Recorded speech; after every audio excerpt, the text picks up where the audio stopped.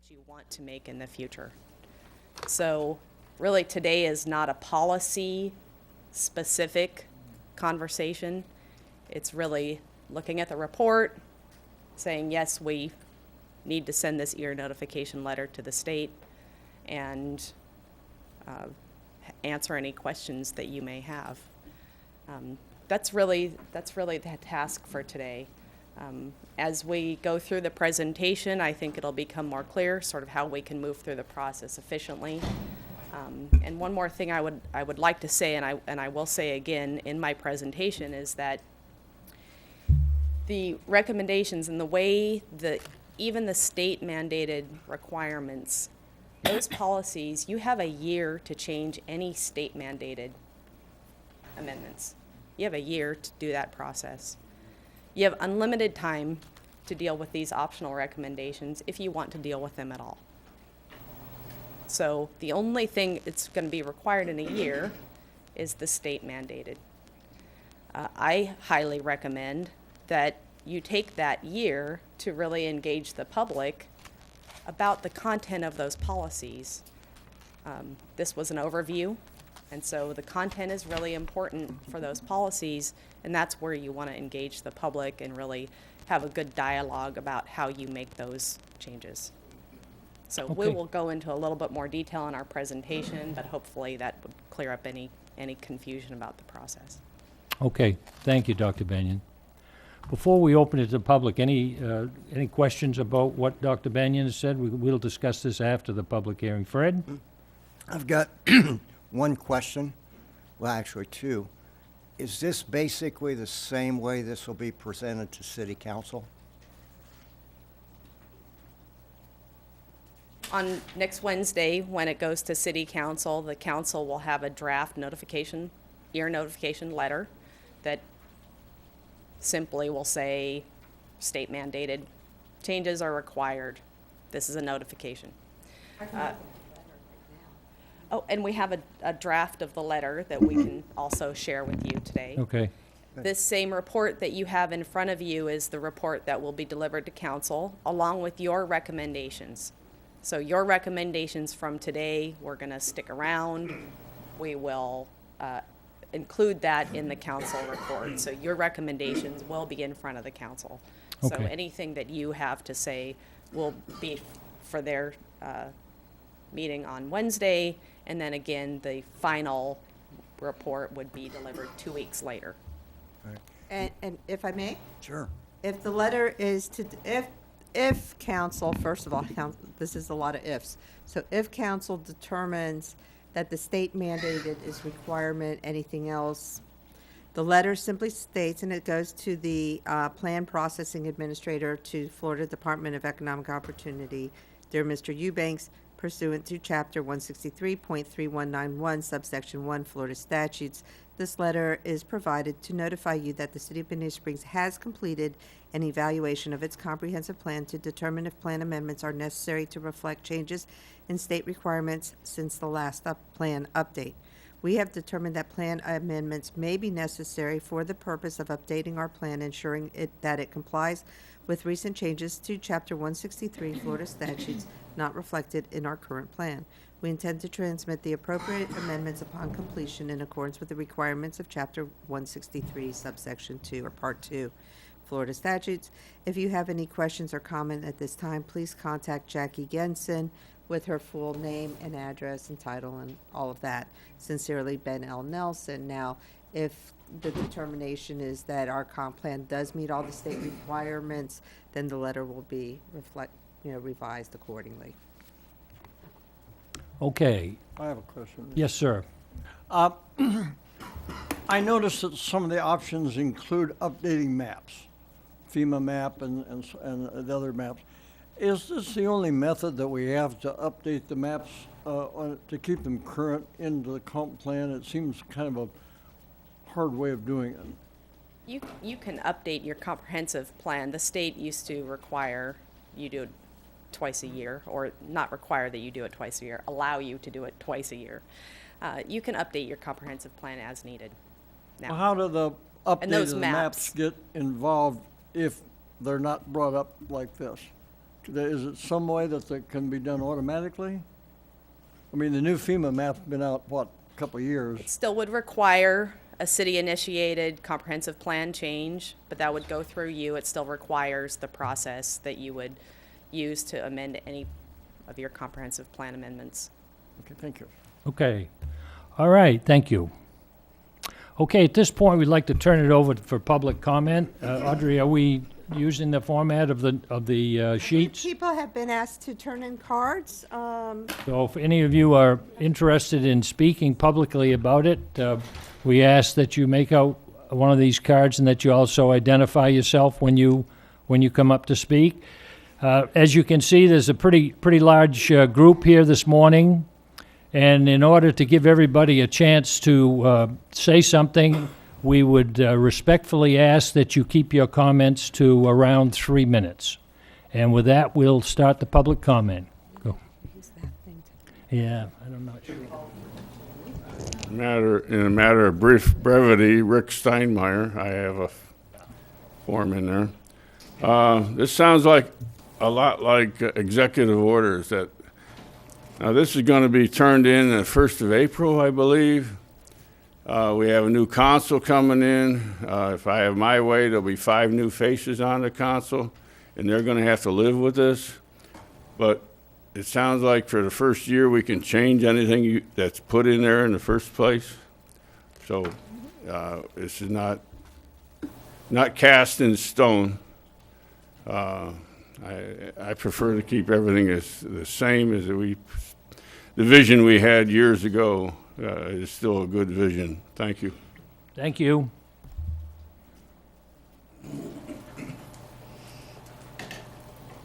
Dawn Konzakowski, thank you for letting us speak. The EAR only has to be a letter addressing changes in state requirements. We are not required to include any other updates at this time. There have been no changes in local conditions. Local governments are encouraged to comprehensively evaluate as necessary to update the plan. There's no proven need and no proven change in local condition as indicated in 163-3191. Dr. Banyan just stated that you can update it as needed anytime. Now, Dr. Banyan and staff had stated that they are just proposing eliminating duplication when we went to the workshops. Streamlining, relocating to land development code, getting rid of traps, making the plan leaner. Nothing based on any change in local conditions as described in 163-3191 as optional, just dictated as a staff want. So we have to ask, what's the hurry to do anything but the required portion? This is our plan for our city and that we are dealing with, not the consultants or the staff's plan. Why would they recommend eliminating the adopted backup that was adopted with the plan? It doesn't get in anybody's way. They don't even print it or have it on the Muni code. But it is adopted. It can be viewed in the city clerk's office, and best of all, it describes in detail how and why the stakeholders in the city created the blueprint. Specifically, the framework for Little Hickory Island is located in that adopted backup. Is that a trap? The backup eliminates staff's need to reinterpret what was intended in an element of the plan. It is fantastic. Who would want to get rid of it, and why? It isn't a bother to anyone. Speaking of staff, at the January Bonita Beach Improvement Association meeting, the city manager spoke and reassured all in attendance that there would be no recommendations made that would affect Little Hickory Island. Here is but a small list of protections that are today found in our city plan that had been proposed to be deleted or revised. 116, revised to simply state that these are constrained roads. Here's what it says right now. Due to scenic, historic, environmental, aesthetic, and right-of-way characteristics and considerations, the city and Lee County have determined that certain roadway segments should be widened. should not be widened. Therefore, reduced peak hour levels of service will be accepted on those constrained roads as a trade-off for the preservation of scenic, historic, environmental, and aesthetic character of the community. These constrained roadway segments are Hickory Boulevard from Big Carlos South to Bonita Beach Road and US 41, and the Bonita Beach Road north to Terry Street. Why would staff want to delete the great detail as to why Hickory Boulevard is considered a constrained highway? Didn't the city manager tell BBIA that the proposed amendments will not affect Little Hickory? Okay. In addition, another change they proposed was 1112. Strategy of what they proposed is strategy of prohibited, in parentheses, is not clear, and prohibited truck system is not clear. Okay, here's what it states today. 1112, the city shall utilize some or all of the following systems and demand management strategies as appropriate in its efforts to maintain and improve traffic conditions throughout the city. Sub underneath that is prohibit commercial use along Hickory Boulevard and along the frontage of new arterial known as Imperial Three Oaks Extension. So they say that prohibited is not clear. It's definitely clear. Prohibit commercial uses along Hickory Boulevard. Again, that would affect Little Hickory Island. 511, consider revision to address comprehensive plan amendment that allow higher densities. What 511 says today is rezoning to allow higher densities shall not be permitted on barrier and coastal islands. Okay, but they're consider revisions to allow higher densities. Does that affect Little Hickory Island? I think it would. Once again, a perfect example of just how blatantly the city manager did not tell the truth to the BBIA members in January.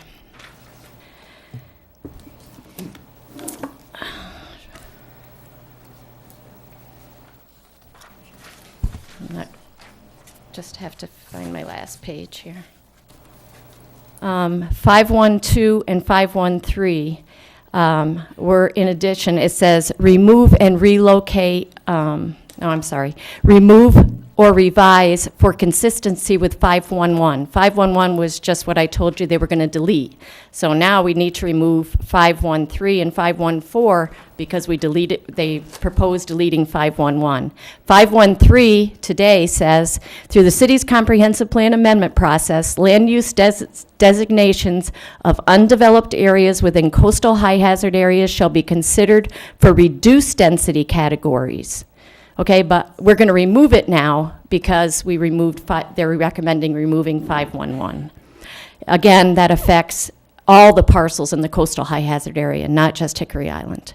514, develop in the coastal high hazard, today it states, develop in the coastal high hazard area category 1 hurricane evacuation area except as otherwise restricted in 511. Remember, they recommended eliminating 511. Once again, a perfect example of just how blatantly the city manager did not tell the truth to the BBIA members in January. I think you get the idea. It also, they made recommendations for changes in restrictions to wetlands. That also affects Little Hickory Island and many other areas in the city. In addition, there's no rush to take care of the annex parcels as they are still covered under Lee County Plan and they are still covered under Lee County zoning. I think the attorney that represented them in front of City Council put a lot of factual evidence on the record, and if you wanted to review that before you made a decision of any recommendation, I think it'd be a good idea. We ask that the planning board members take your time, only review, make recommendations to council on the required state statute items only. Request only request all of the backup that Dr. Banyan received in emails, letters, on spreadsheets, orally at workshops. Take your time. There's no need for a complete rewrite of this residence plan. We are very happy with our plan. Make the state required changes only, and please leave the remainder of our plan intact. There is no rush to ruin our blueprint. This is supposed to be a government of the people, by the people, and for the people. It is not supposed to be a government of community development by city attorney for Mayor Nelson. Thank you.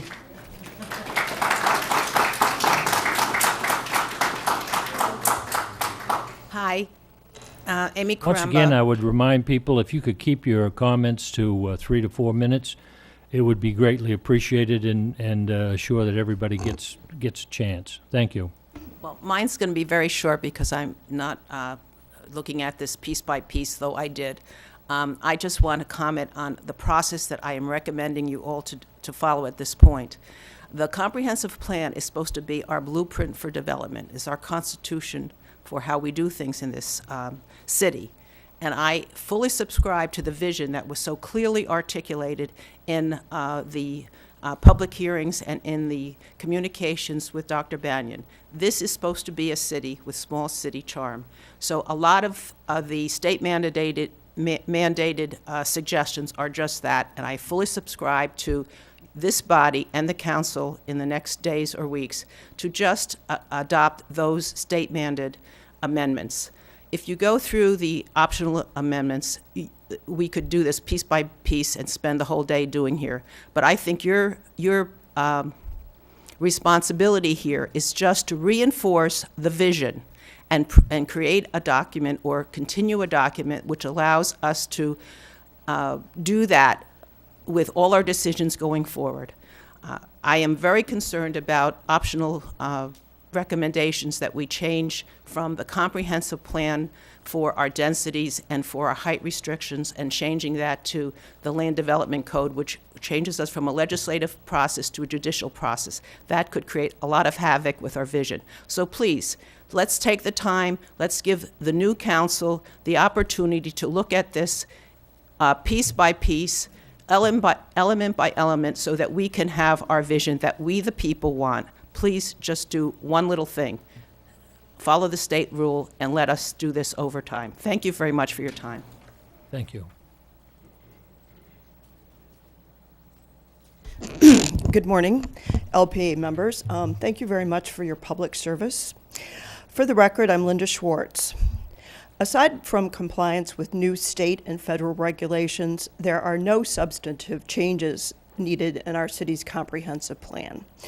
The people who wrote that plan and then updated it as required by law had the vision to prevent our city from becoming like the East Coast of Florida. We want to maintain that vision.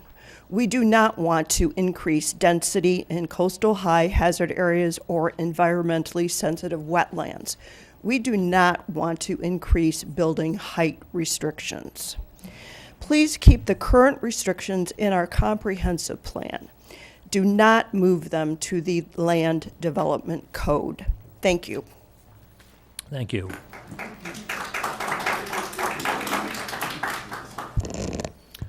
My name is Richard Ferrera, District 1. I have to ditto what the two previous speakers spoke about, actually three. The comprehensive plan is like a constitution. You know, the reason why the United States Constitution isn't volumes thick is because the Supreme Court has interpreted many of the statutes relevant and respective to the times. And the Constitution is very difficult to change, and it should be, because it can't be a knee-jerk reaction to some current crisis to solve future problems.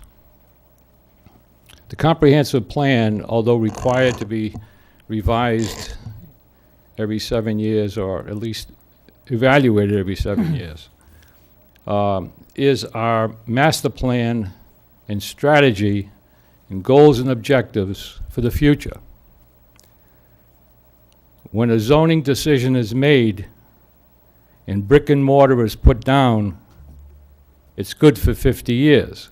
So the decisions that we make on the council and the decisions that you're making are not for today as much as it is for the future. And what's the future of Bonita going to be? Is it going to be all brick and mortar? Or is it going to be, as some previous speakers spoke so eloquently about, is it going to be a small town feel and a gateway to the Gulf? All right, I'm not going to be redundant. Let's get into the coastal hazard areas. Estero Bay is one of the oldest protected estuaries in the state of Florida. It's an incubator. It is a source of billions of dollars in overall Florida fishing environment. Fishermen go from North Florida to South Florida. I'm a charter boat captain. I have been for 20 years. No one is more protective of water quality than the charter boat captains and those who live and make a living on the water. I don't make a living on the water. I haven't chartered in Florida, but I've held a master's license for almost 20 years. And I can tell you the water quality is extremely important for industry, for tourism. Clean water. Without clean water, we're going to have cement and heat. So it's very important that we don't willy-nilly change the comp plan, especially increasing in density, increasing in water runoff, the lack of best management practices that will affect Estero Bay and in effect the estuaries leading out to the Gulf. So in closing, please, gentlemen, make some very strong recommendations for alternative energy in the DRGR area, use of solar, make it easy make that a goal that the city can ascribe to, not as a city function, but as an allowable use. Also, the protection of the coastal high hazard areas. Let's not increase heights. We restrict heights in some areas, and we're allowing, or would allow, very high heighted buildings in coastal areas, which I think is ridiculous. So with that, I'll close, and thank you very much. Thank you. I'm Dr. Richard Check. I'm called Rick. I live at 26989 McLaughlin Boulevard, and I first want to begin by thanking you for being here. It's not an easy task to be on an agency like you are. This will end. We will have a better place because of it, probably because of you. I only have 2 sentences I want to tell you about. They're significant, they are a summary, and this is what it is. The community priorities that were heard at workshops before were to protect the existing neighborhoods from any increase in densities, from any increase in intensities, and from any increase in height limits. The community also stated that they did not want to weaken our comprehensive plan by eliminating any existing goals, existing objectives, and existing policies found in our existing comprehensive plan that protect our existing quality of life. Thank you. Thank you.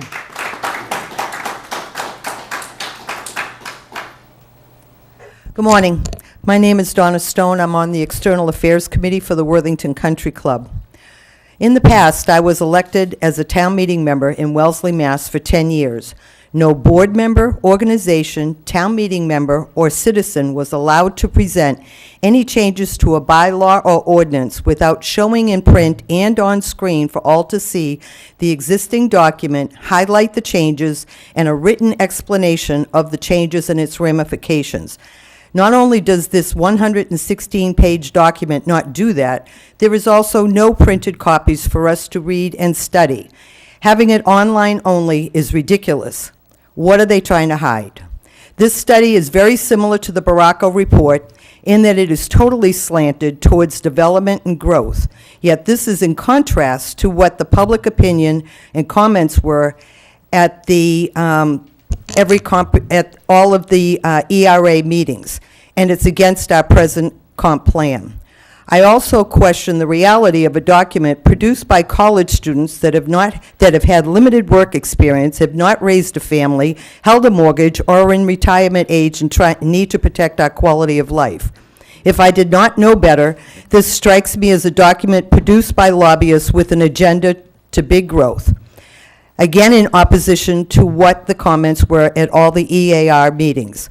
I find this document in opposition to all the studies, meetings, and comments on the thoughtful work from the LPA, Zoning Board, City Council, Water Task Force, and all the work done by city committees in the last 10 years, and also the protection under the DRGR documents.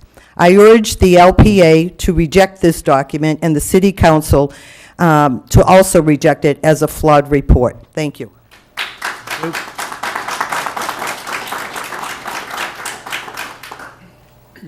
Good morning. My name is Ernie Parks. I'm a resident of Coconut Shores and Estero, and I wanted to bring that point of view here today. And I thank you all for your time, and thank you for your public service. Mine's very specific to one thing. I have concerns about the possible changes to the Bonita Comprehensive Plan that maybe create a new pathway for the developer WCI, who was turned down last week by the City Council here with the amendments that they wanted made to the comprehensive plan. So I'm asking you to be cognizant of that today while you do this. And I feel, as the rest have already expressed, that you need only do what the state requires and do no more at this time. Thank you. Thank you. Good morning. My name is Beverly Greenstein, and I'm from Worthington Country Club. I, too, attended the workshops for the comprehensive plan changes. It was a disappointment. We were handed questions that were more like a wish list than a discussion. There was no real community forum. We were not encouraged to discuss it. However, in summation, everybody did agree: maintain the small town charm, develop Old 41 and US 41 as the central community with controlled density increases. Do not increase density and height requirements throughout Bonita. Maintain our wetlands, preserve our drinking water supplies. This was the public input. Our current comp plan works. It is in compliance with state statutes and should remain as stated. We ask that the members of the LPA and our city council as our representatives to vote against changes in the comp plan that would permit increased density. We do not want to become the West Coast version of Miami, and I thank you for listening. Thank you.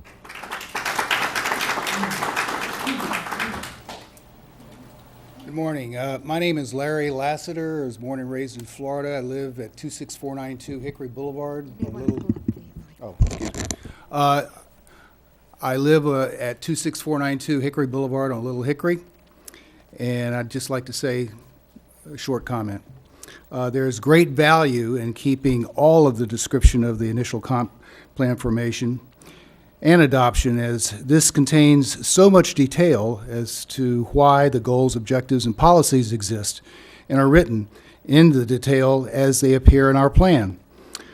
When data analysis and studies are adopted with the comp plan, they become part of the adopted plan. Makes one wonder what the staff doesn't like about supporting the backup. The detailed description of Little Hickory Island, or is it the documenting of all the legally existing recreational facilities that existed as of 2002? Thank you for your time. Thank you.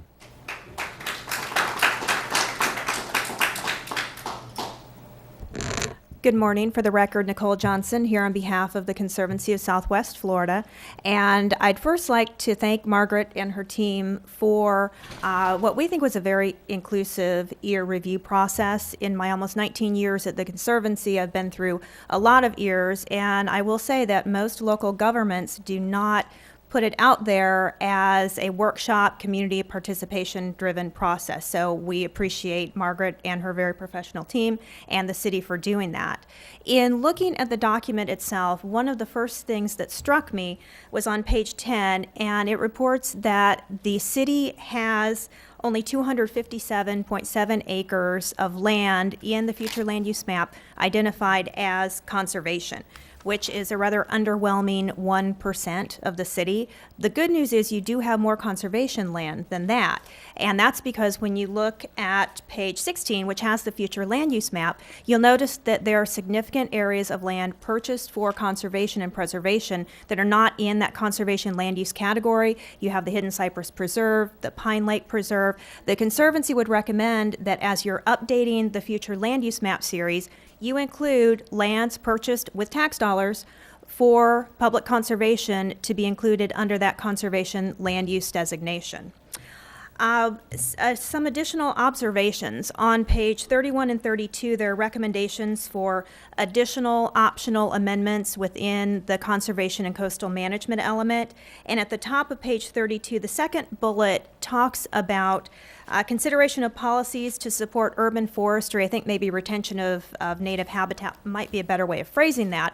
But the intent of this recommendation, as I read it, was to really point out that forested areas, that native habitat in the urbanized area are very important, and to put some policy language in there emphasizing that.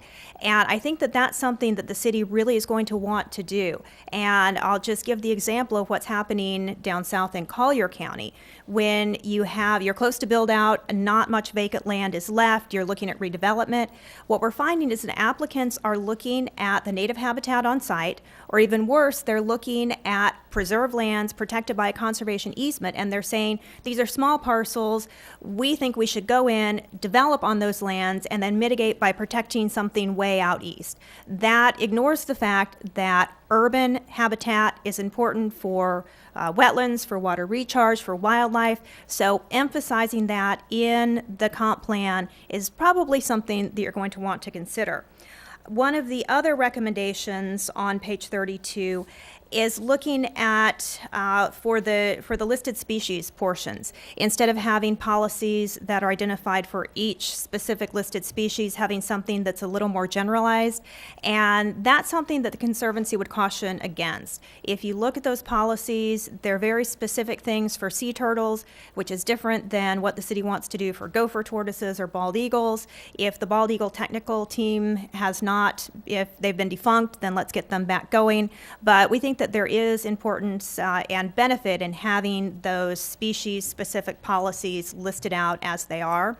And the final comment, I know that there's this balance between your comprehensive plan needs to be the more overarching general policies with additional detail to follow in the land development code. But in the Conservancy's experience, land development code amendments seem to slip through the cracks sometimes. So we think that it is important to keep most of the substance that you have in your comp plan still in the comp plan. And I think you've heard comments to that effect from other speakers.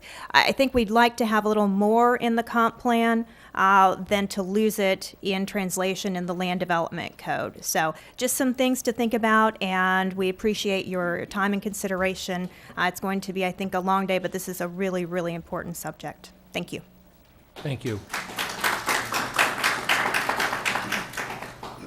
John West, Meadowlark Lane, Bonita. When you invite us up here for public comment, you expect us to say something useful. And I'm part of the citizens of Bonita Springs. I completed the survey. Some of us here did as well. And we are expected to comment on this report, which actually hardly any of us have seen. Would it not have been possible Dr. Banyan to send us an email and tell us this is the report? I have nothing to say. I haven't seen the report. I cannot comment. Thank you. Thank you.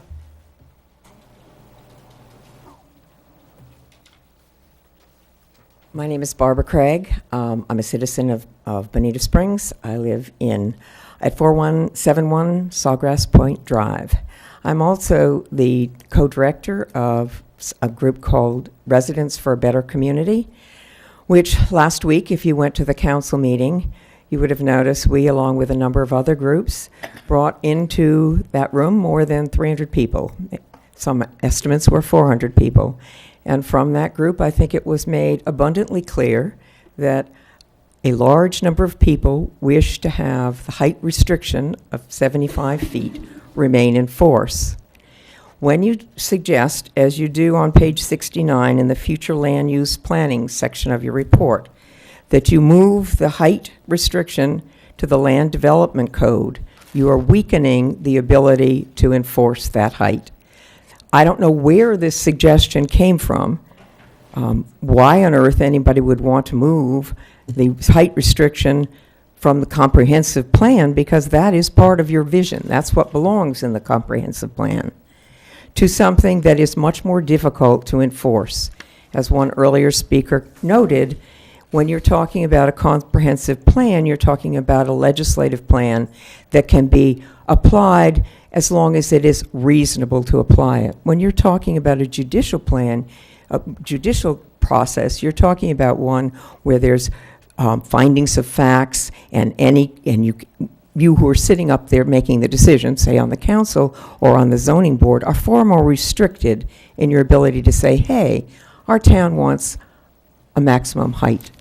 If you had listened to the presentation a week ago, you would have seen how hard the group that wished to have the height go up to 220 feet plus fought to do that, but how the citizens, because it was a legislative process and we could be listened to, could push back, fight back, whatever word you want to use, and in the end accomplish what we came, at least for the moment, to do.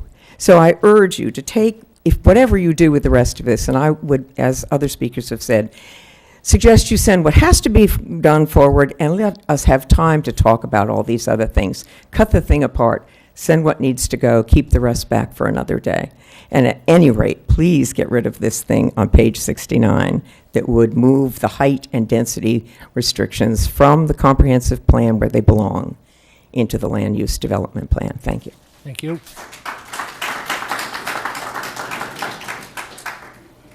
I kind of cut in line. I asked him if I could. Good to see y'all. Thank you. If this isn't small town charm, I don't know what is. I know all of your names. I know y'all. You know a lot of the people in the audience. I think this is what the founders of our country envisioned when they said we should govern ourselves. So I think, big cheer for Bonita Springs and our community.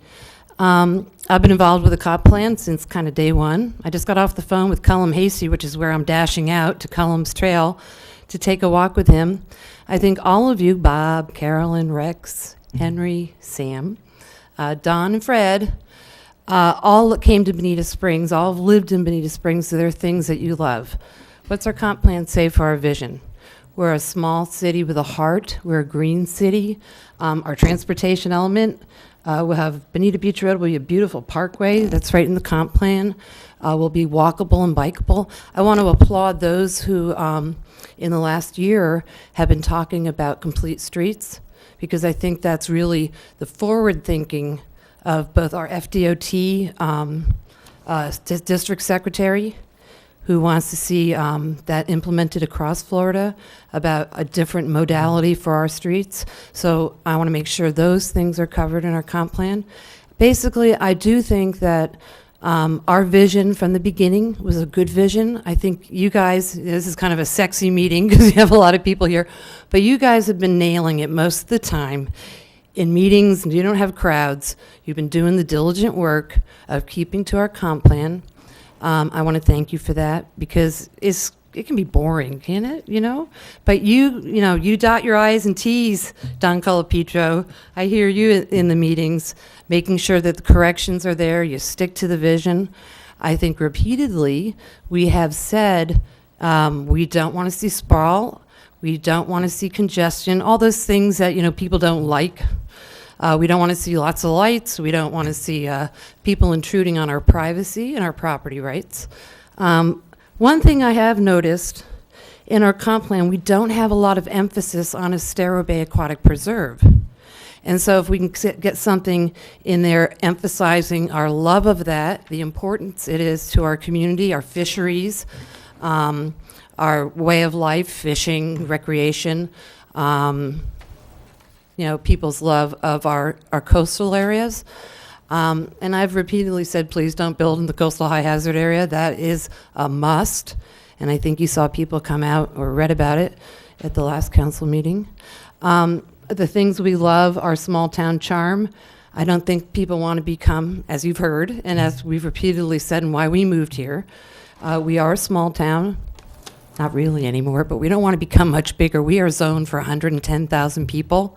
We know what the roads look like out there for 75,000, maybe here at season. We've got 11 weeks of that through the year, and we deal with going through sitting at a red light twice or 3 times, which is not a big hassle if you've ever lived near a major metropolitan area. But it's something that we want to maintain, like the folks said, small town charm, gateway to the Gulf. We love small business in this town. We want to make sure. One thing we kind of overlooked in our original comp plan was setting a place aside for a high school. Let's think about those amenities we're going to need as we do grow to that 110,000 in the future. We might need some more park facilities. We might need, recreational facilities because we do have one rec center. We have a Y, but we might think about what we might need there for the future. We love our natural resources. We love to go fishing. We love to gather in parks with one another and have special events. We love historic preservation. We love the downtown area. So I know you all have been working on this for a long time. We now have this huge plan, which I'm not going to bash Margaret. I want to encourage those students that work with Margaret and the folks that are working on comp planning to look at the urban planning concepts that have made small cities successful, like Winter Park. There's a successful little city that we'd love to emulate, our downtown. Thank you very much for the service that you give and the democracy that you're promoting. Love it, and we love Bonita, and let's keep it beautiful and small town. Thanks.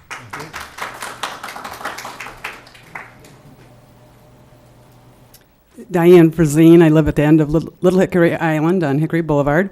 I'm also a board member of the Bonita Beach Alliance. In the EAR, it states, eliminate duplication and remove the regulatory policies to strengthen the plan. We do not want any regulatory policies removed from our plan. The removal would not result in the strengthening of our plan, but would most definitely result in the weakening of our plan, as I believe was the intent of city staff when they stated on the record on April 9th, 2015 at the LPA meeting. I just would like to say, like everybody else did, to please just do what is required by the state, nothing optional. I also agree with whoever mentioned the thing about the workshop that we had. It was very leading questions. It was really not a workshop in my opinion. I think we didn't get a chance to, we're having more of a chance to talk right now than we did at the workshop. So I just want to say that. Thank you. My name is Greg Peterson. I'm new to the area. After hearing these people, I really have no comment to make other than to support everything they've been saying. I have residence at 26940 Hickory Boulevard, where I'm remodeling and going to live, and I am also of another residence on Hickory Boulevard where I'm going to rent to my family, actually. But anyway, I invested here primarily because of the small town feel, and I have to laugh at that word. I've never heard it so much, and that's our feeling when we first got to Bonita. We started north in Florida, came all the way down, found this area, found Hickory Boulevard, and I've had it for 2 years now, and we're almost finished. I like what it has been. I like every place I go in Bonita compared to anywhere around here. And when I'm hearing we went to a meeting the other night for my education, and I heard a lot of changes being proposed. In fact, I hear of one change right across the street from me about a fire department and rescue land and all this stuff, and all things that I would be so much against because, one, I'm new here, and I don't care how the traffic is on Hickory, it's just wonderful being in this environment. So all the people, the wonderful people who have done so much homework to get ready for this, I just applaud them and put my name on the record to support everything that they're saying. Thank you. Yep.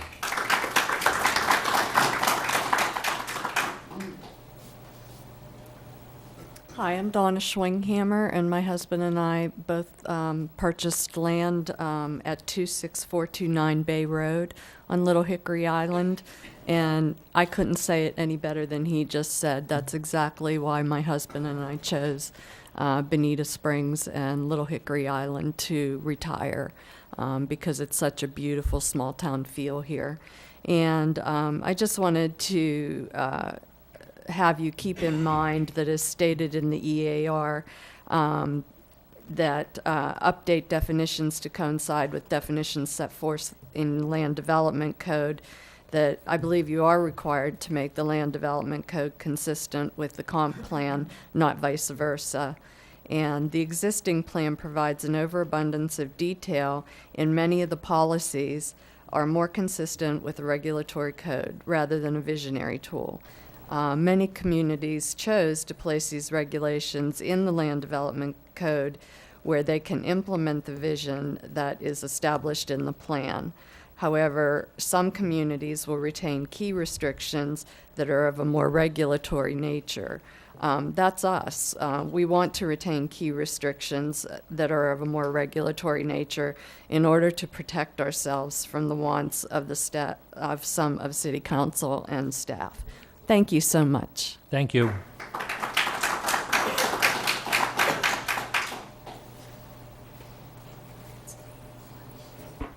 Good morning. My name is Ben Corbley.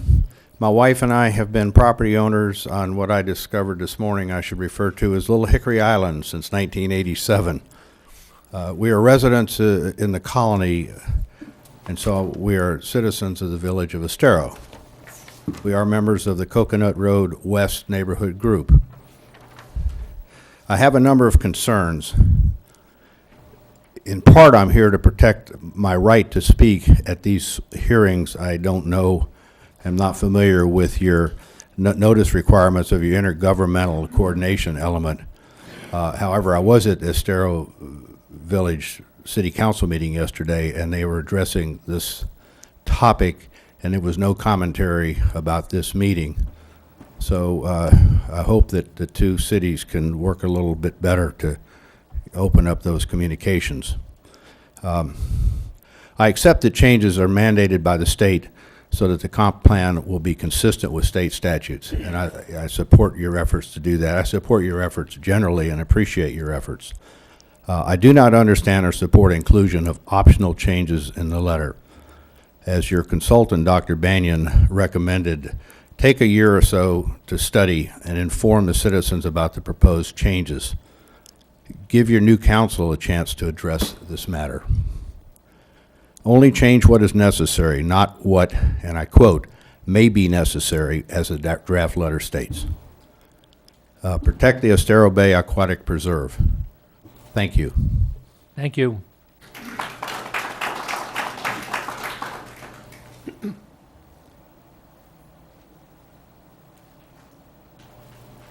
Good morning. My name is Ann Kramer, and I'm a resident of Bonita Springs.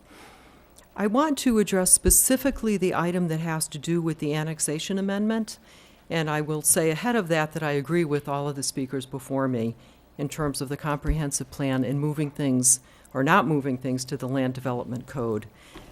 I know you all have a tough job, and you've done a great job in the past, and we're asking you to help to keep our city beautiful.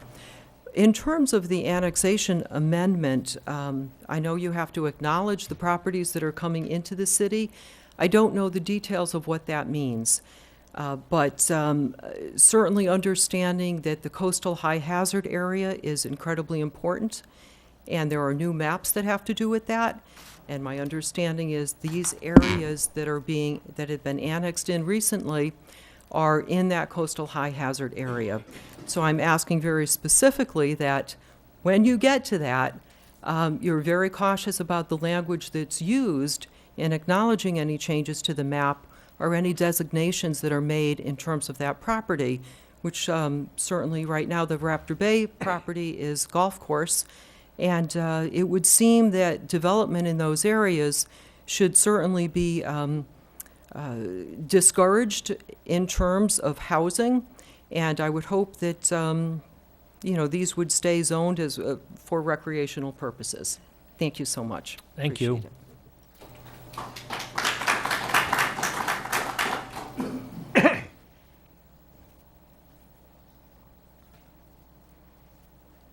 Good morning, ladies and gentlemen. Pat McCourt. Like you, I served on city council for a period of time. I'm sure many of you are aware of that. I'm not going to tell you anything that you haven't already heard out here, and I'm not going to bore you with more details.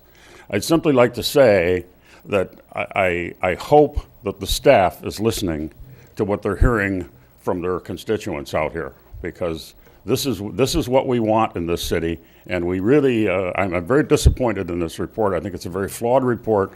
It's very obviously biased towards developers.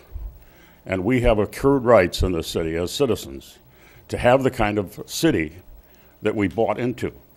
And this is what the people are telling you, and I hope to God that the staff is listening. Thank you. Thank you.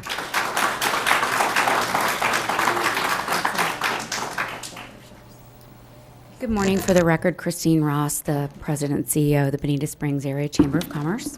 I want to thank Dr. Banyan and the students for the very thorough process that they went through.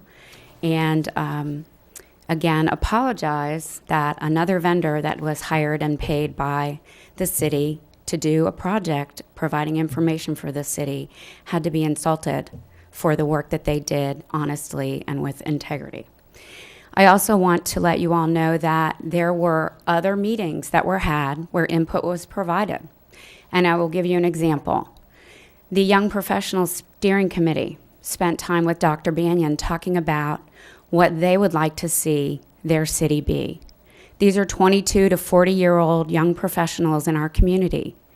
This is the next generation of leadership. And they expressed the desire to see more density downtown. They expressed a desire to see traffic lessened and for there to be a comprehensive vision for what the community is going to look like in 25 years. I am very sensitive to the fact that the homeowners on the island should have some rights, but the entire community is made up of a very diverse demographic. It's not just a retiree community. We are going to have significant workforce shortages if we do not make our community welcoming to families and young people. We will have a problem. And so I would encourage you to keep the idea of a balanced, sensitive approach that is appropriate for a community made up of every age group and demographic. Thank you. Thank you.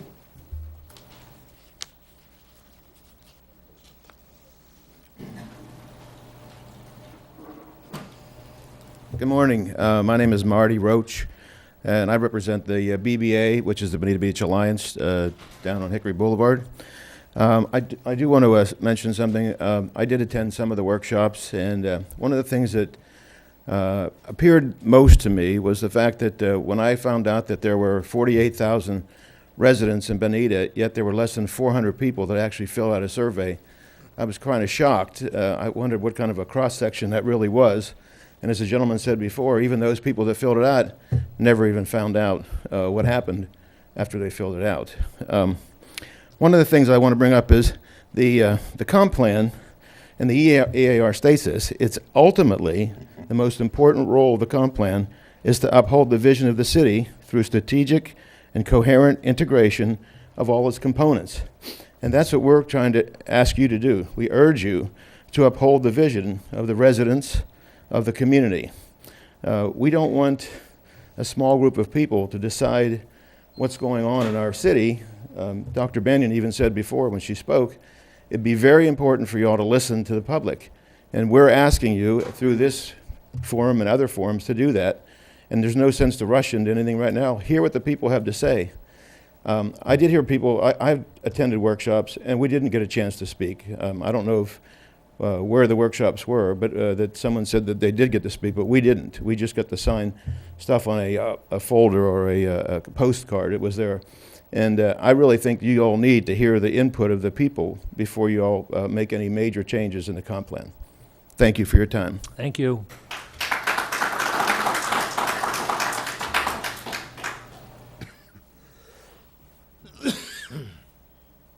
Good morning.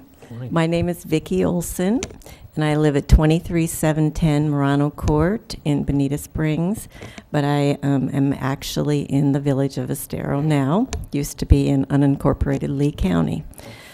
First of all, I would like to thank you for the opportunity to speak with you today, and also thank you for your service. It's important, and sometimes organizations such as this don't get the recognition that they deserve. So thank you. First of all, advice: stick to your established vision. Be patient. There's no need to make any optional changes at this time. Be diligent to guard against any increase in the density in the high coastal hazard area. Please don't move items from your excellent comp plan to the land development code. And I have a specific request, if I may. I represent a group known as the Coconut Road West Neighborhood Coalition. We're from all voting jurisdictions, Lee County, Estero, and Bonita Springs. But we share in common our location on Coconut Road and our love for the natural areas at the west end of Coconut Road on Estero Bay. You may be aware that WCI has made a request to Bonita Springs recently to change the comprehensive plan and the zoning in the Raptor Bay Golf Course area, as well as Coconut Village, which many people don't know what that is. But if you tell them it's the former Weeks Fish Camp, then they know. Specifically, WCI wants to increase residential density in this area at the west end of Coconut on the bay. And we specifically urge you and ask you to avoid making any optional changes that would affect this newly annexed area. Thank you very much. Thank you.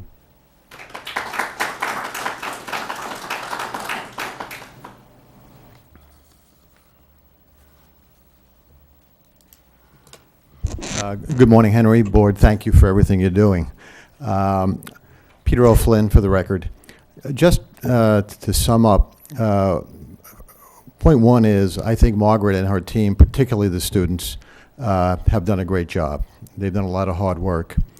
Point two is I heard her clearly say at the beginning that this is bifurcated into two parts. There are certain state amendments now that need to be considered. All the Appendix B stuff is for the future. I can see why people who have read it before, she said that might have thought otherwise. But those words were very comforting to me because she's basically saying we're not rushing into Appendix B. Appendix B is for the future, and that's what I heard a lot of people in the audience asking for. So I think we're in good shape there. I think there's a consensus that your expert is telling you today the focus is on the state mandated amendments. Appendix B is for the future. Now, let's just talk about Appendix B, because when the state made the changes in 2011, they said they wanted this whole process to be simpler than it was before. They said only state mandated changes ought to be looked at. And they also said, if there are conditions that are changing in town, we encourage you to take a look at those changes in time. And Margaret's team did that. If you look at the focus on transportation and on downtown, those are in Appendix B. I think some of the concern you're hearing, though, is that there are other parts of Appendix B, which once again is for the future, but even in that context, that seem like an invitation to rewrite the entire comp plan. That is not what the state of Florida is dictating. That is not what was said at any one of the town hall workshops, focus groups that Margaret went through.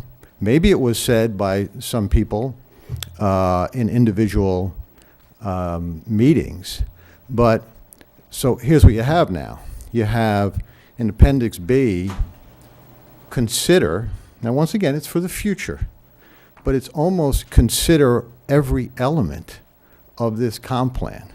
That is really complicated. That is really complicated. And among those that are asked to being considered, right on the first page, all the height limits. As was said, it was 6 hours last week just on that one item. So I would encourage you to listen to what your expert, Dr. Banyan, is saying. Do the state stuff now. The rest is for the future. But even for what you talk about for the future, be selective. Be selective. I don't hear any consensus in this town to reopen up things like height limits that have been at the bedrock of what we've been all about for 16 years.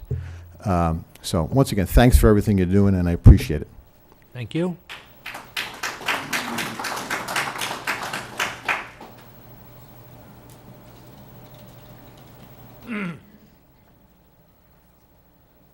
Morning, gentlemen.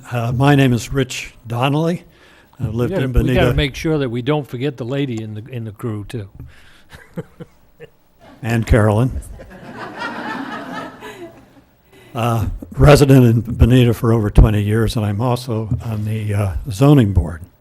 So we're the folks who see the requests. We're the front line, those of us on the zoning board. So the only thing I would ask you guys, and lady and Carolyn, to think about it is make the vision very clear. Make the vision respond to what you've heard. Make our job easier. That's what we turn to. Our charge is to uphold the comprehensive plan. The Land Development Code, of course, is a mechanism to implement that vision. But help us out, erase the ambiguity, reflect the will of the citizens of Bonita, keep it a small town, respond to what you've heard today, and give us a tool that we can use. Thank you. Thank you.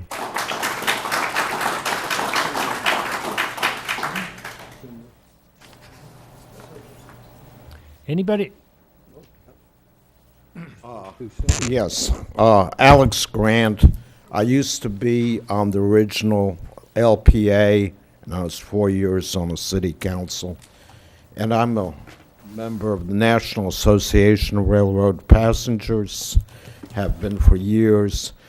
And what I'm going to talk about is I'm trying to emphasize the importance of that railroad track that you've got that's going all the way from Lakeland, actually connecting all the way to the Auto Train Amtrak station in Sanford, Florida, to here.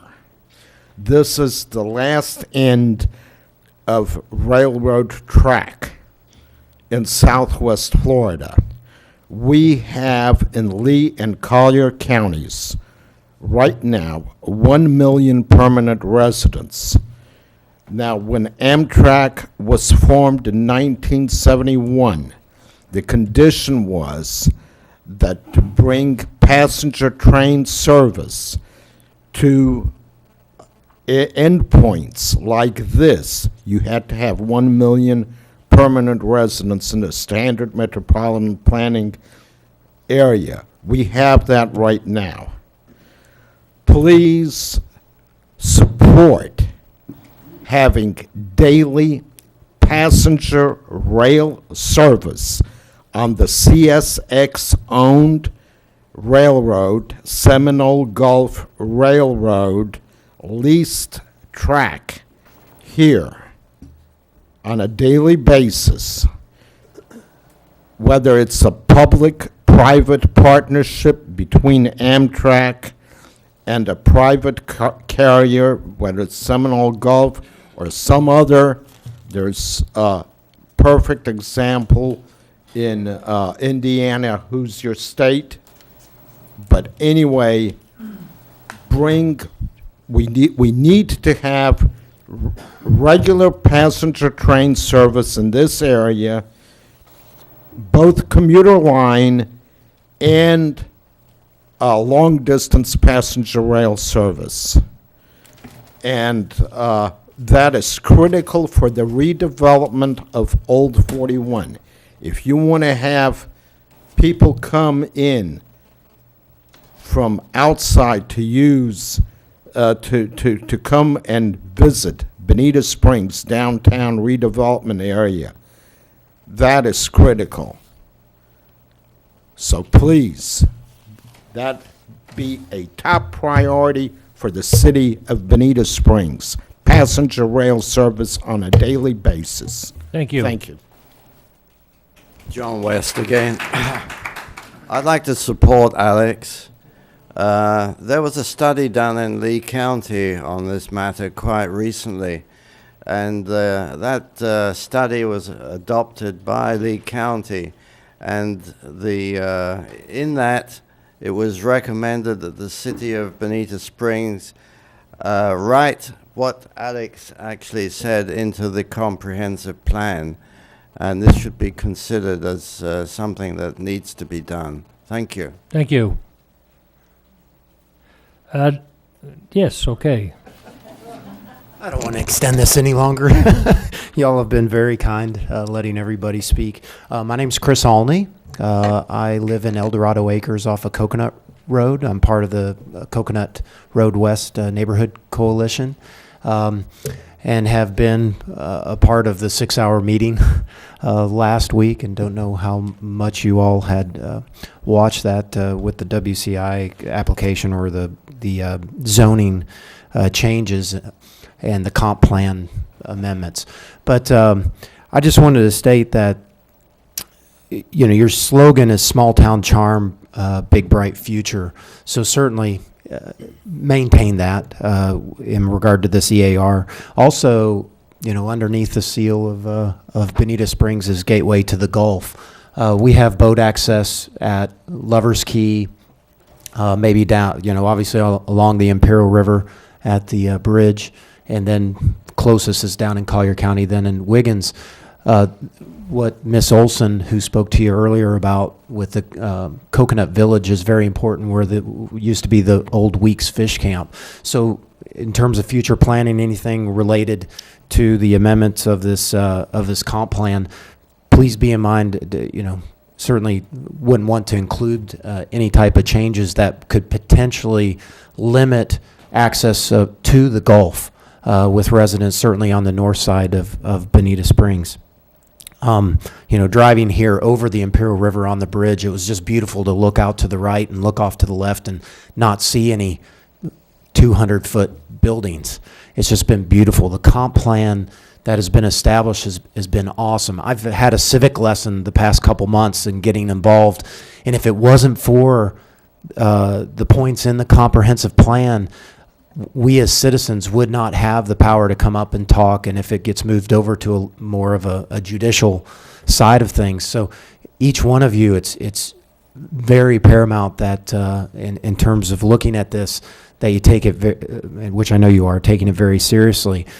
Just as an example, though, what's been going on with that WCI application and why you had 6-hour meetings last week is certainly the residents' concern of obviously the aesthetics and what 200-foot towers right along the Estero Bay is going to do, not only for the boaters looking upon the towers, but to the residents such as ours, El Dorado Acres, that are looking to the west and going to have a concrete monoliths there blocking the sunset views. But it's also the traffic and that the infrastructure is there. And if it wasn't for already the certain points in the comprehensive plan that I was able to point out, we wouldn't have really any power towards, you know, applications such as this. So kind of shifting the the responsibility over to the development code is dangerous in that sense. Just as an example, when you're looking at, I'm not against developers. We need to develop, okay? Unlike Mayor Nelson last week had kind of presumed that many of us are against developers. However, it needs to be done, developing needs to be done in a smart way. And what we found, particularly along Coconut Road, is the traffic study that was presented by developers. It's biased information. It's interesting that the data that they're taking when they're supposed to do data in peak time, peak season moments, was done in August and September, and then they used a 2% adjustment factor to make it seasonal. Well, just in your document, I read your the current census population on the permanent here. Permanent population is 46,000. I need my readers. I am 46, but I think I'm 22 to 40 years old, and I do have 3 kids. But I do need my readers. 46,838, I believe, is what's in the document. Seasonal population added on to that is 30,837. That's a 65% increase during the season, but yet the data that developers are giving the council, giving the zoning committee, they only use a 2% increase. So I just urge you all to certainly, as the other gentleman said, just make the changes that are state mandated, that are necessary. Leave the other ones, the optional ones, to the new council that's going to come in. I guess I understand in the document it says they have a year to make amendments. So just ask you to move in that direction. Thank you. Thank you.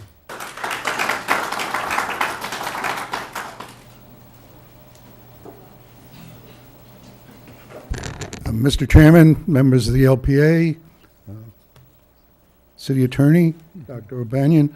My name is Walter McCarthy. I live at 25161 Bay Cedar Drive in the city of Bonita Springs in the Pelican Landing community. But I come to you today as an employee of the village of Estero. I am the Development Review Manager for the village of Estero. And at the behest of the village council and the village manager, Steve Sarkozy, I come to you to bring you, if you will, information that we think may be relevant to the future proceedings. Yesterday, the village council adopted a resolution number 2016-05, which in essence asked the staff of the village of Estero to monitor what we are calling the Pelican Landing Raptor Bay process. As part of this, we've been directed to provide testimony where it's appropriate, hire experts to give expert testimony. Our particular interests are those some of the concerns that you've heard today, which include, but not necessarily limited to, high hazard area impacts, evacuation issues, traffic capacity issues, and such. I want to say that we've had cooperation with the city thus far, with both the city attorney and the city manager. The village wants to approach this on a cooperative basis, but I think you've heard the concerns that we've heard, and we feel that these need to be specifically addressed, and the village of Estero is prepared to do so. So I thank you very much, and this is strictly in the basis of communication and information between the two municipalities. Thank you very much. Thank you. Okay. I think if there's nobody else to speak, we'll conclude the public session, and it's about 10:15. Maybe we'll have Dr. Banyan do her presentation, and then after that, maybe consider a break, or how do you want to do this? Dr. Banyan, why don't you make your presentation, please? Very good, thank you. So I don't know where my clicker is and displaying the PowerPoint that we have for you today. Okay, very good.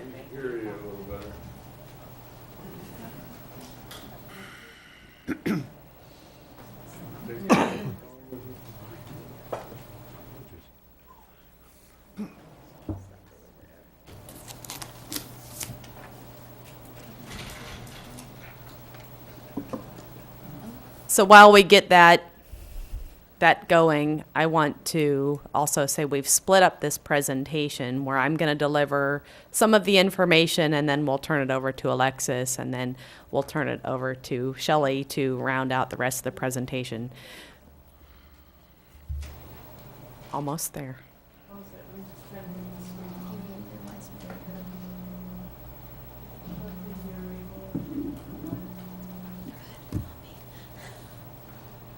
There we go. Now we're going to go slideshow. This is outside my scope.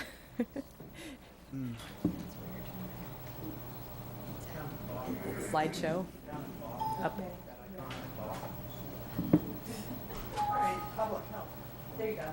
There you go. We're in business now.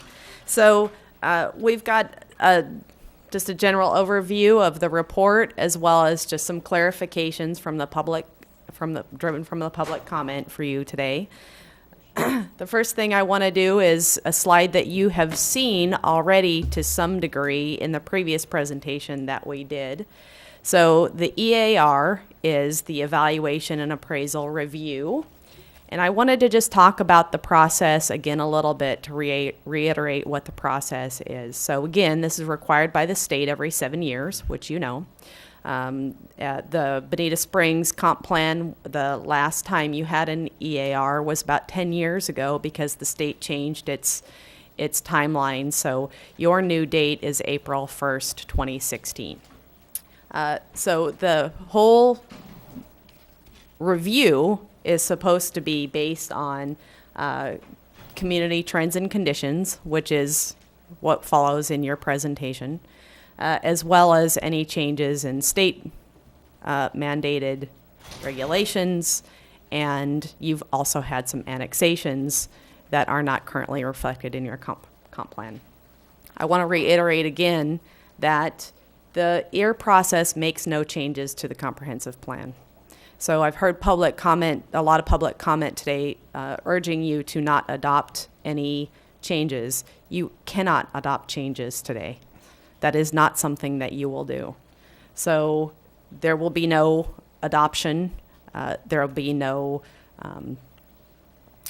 recommending adoption of any particular amendments. So simply today, what you're doing is you're reviewing the state mandated amendments, reviewing the opportunity to send the letter to the state, which is the EAR notification letter. And then we would like some feedback on how you would like to proceed with some of the optional amendments.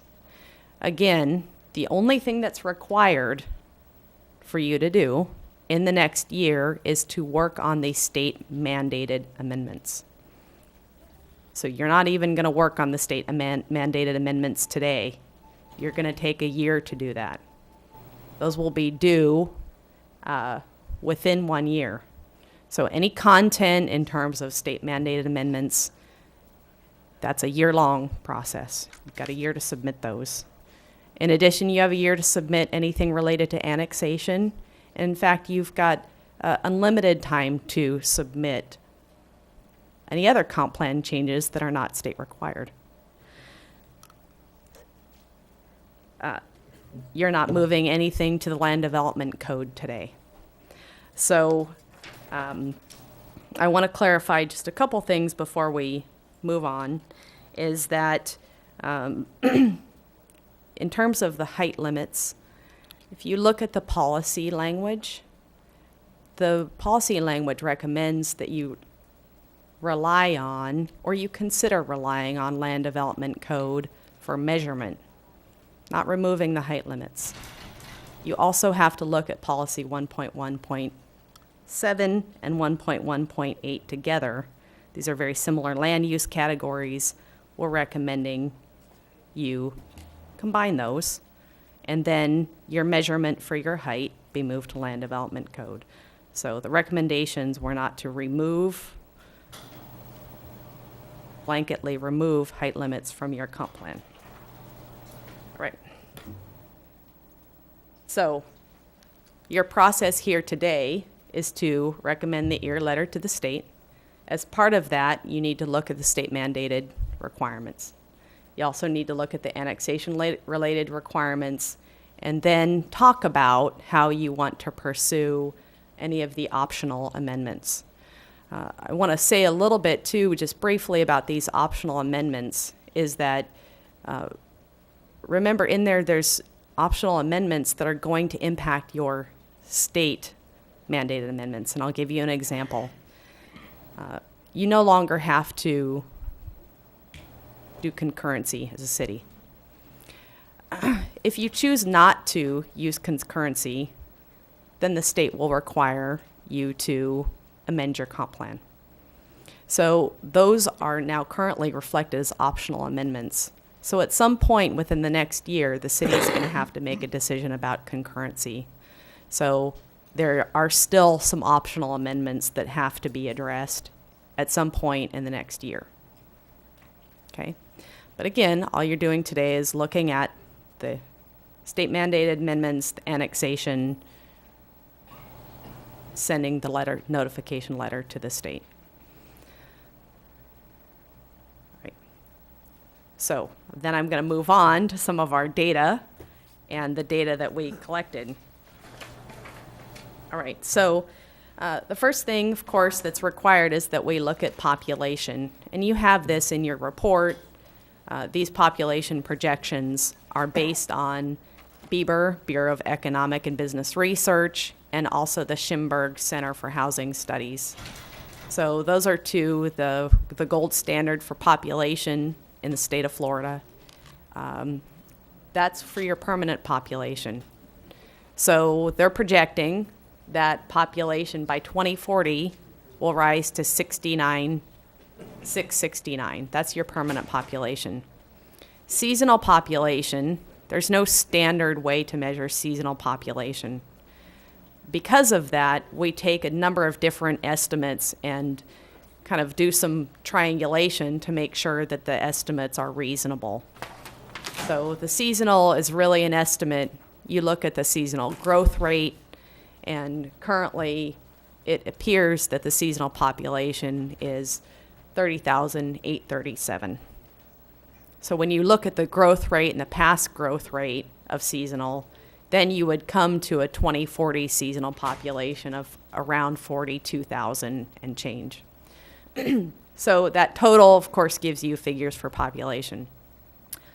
We also had talked to you before about that it appears, just based on past trends, that the fastest growing segment of the population is people over 75, and that the overall growth rate for the population is about 6.8%.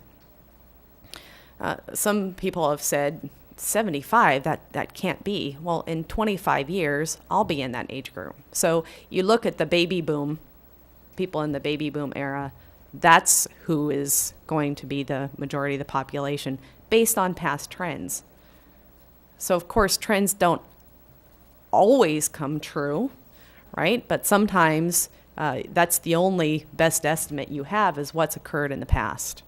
So that kind of helps to indicate some of the things that you should be looking at in terms of the review.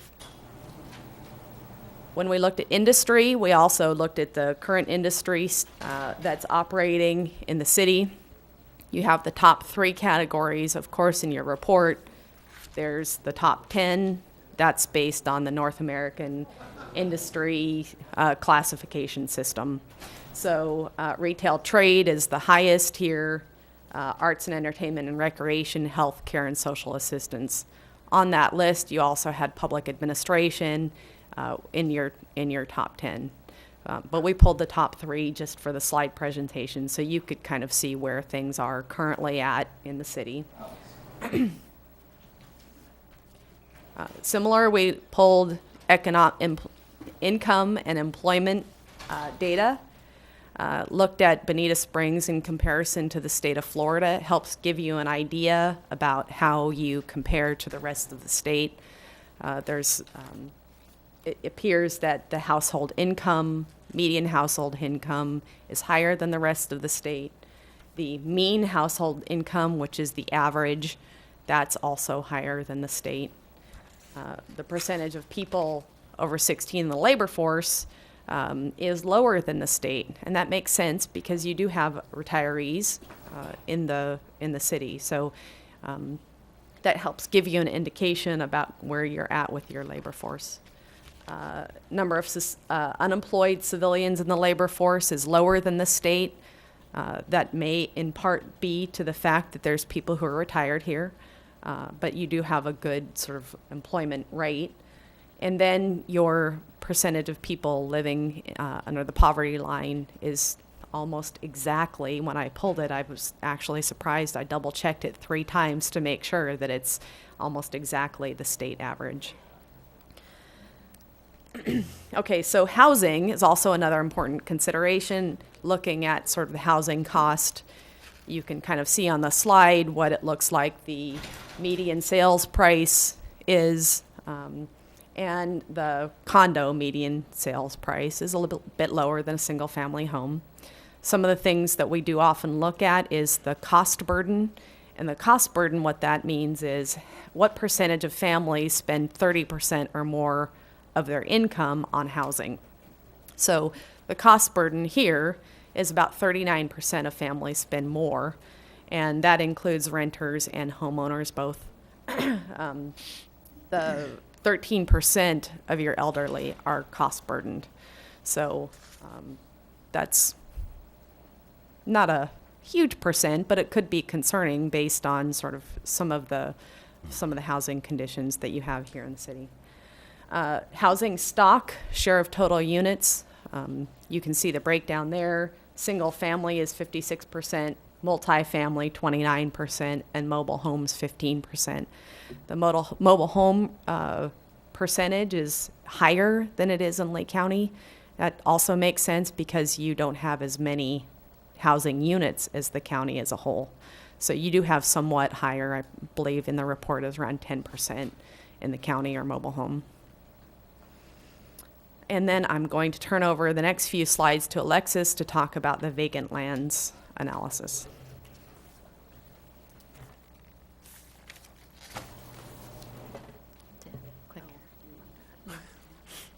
Good morning, Alexis Crespo with Waldrop Engineering. I just want to thank those who have stayed in the audience because I feel like our presentation is going to help clear up some of the misconceptions and confusion on some of this because, as you know, policy is not always that clear and 5 people can read the same policy and have 5 different conclusions. So we appreciate the opportunity to help address some of those comments we heard. Just to round out the data that was used to support the EAR report that you're reviewing, one of the critical components is in looking at your vacant lands available for future development through build out of the city. And so using GIS data, we were able to ascertain that the city has approximately 3,000 acres of vacant lands within its boundaries, which totals approximately 11% of the land area. These are simply your vacant lands.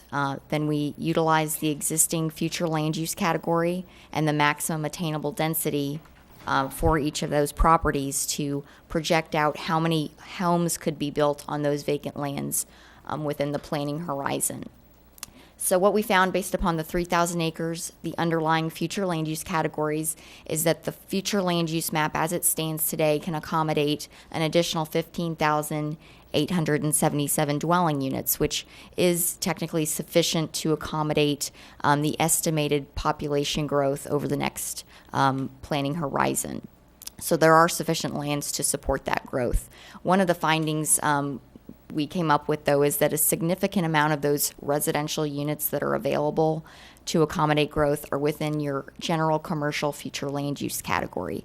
So as folks move to the city of Bonita, those lands that are located on arterial roadways in your commercial future land use category may or may not be the most ideal places to locate new residential homes, certainly not single family. So while there is enough land area, we did notice a high level of allocation in areas that may not be the most appropriate for certain types of residential development. And then the last piece of data is regarding your annexations. I just want to be crystal clear on this because we certainly understand this is a hot topic right now.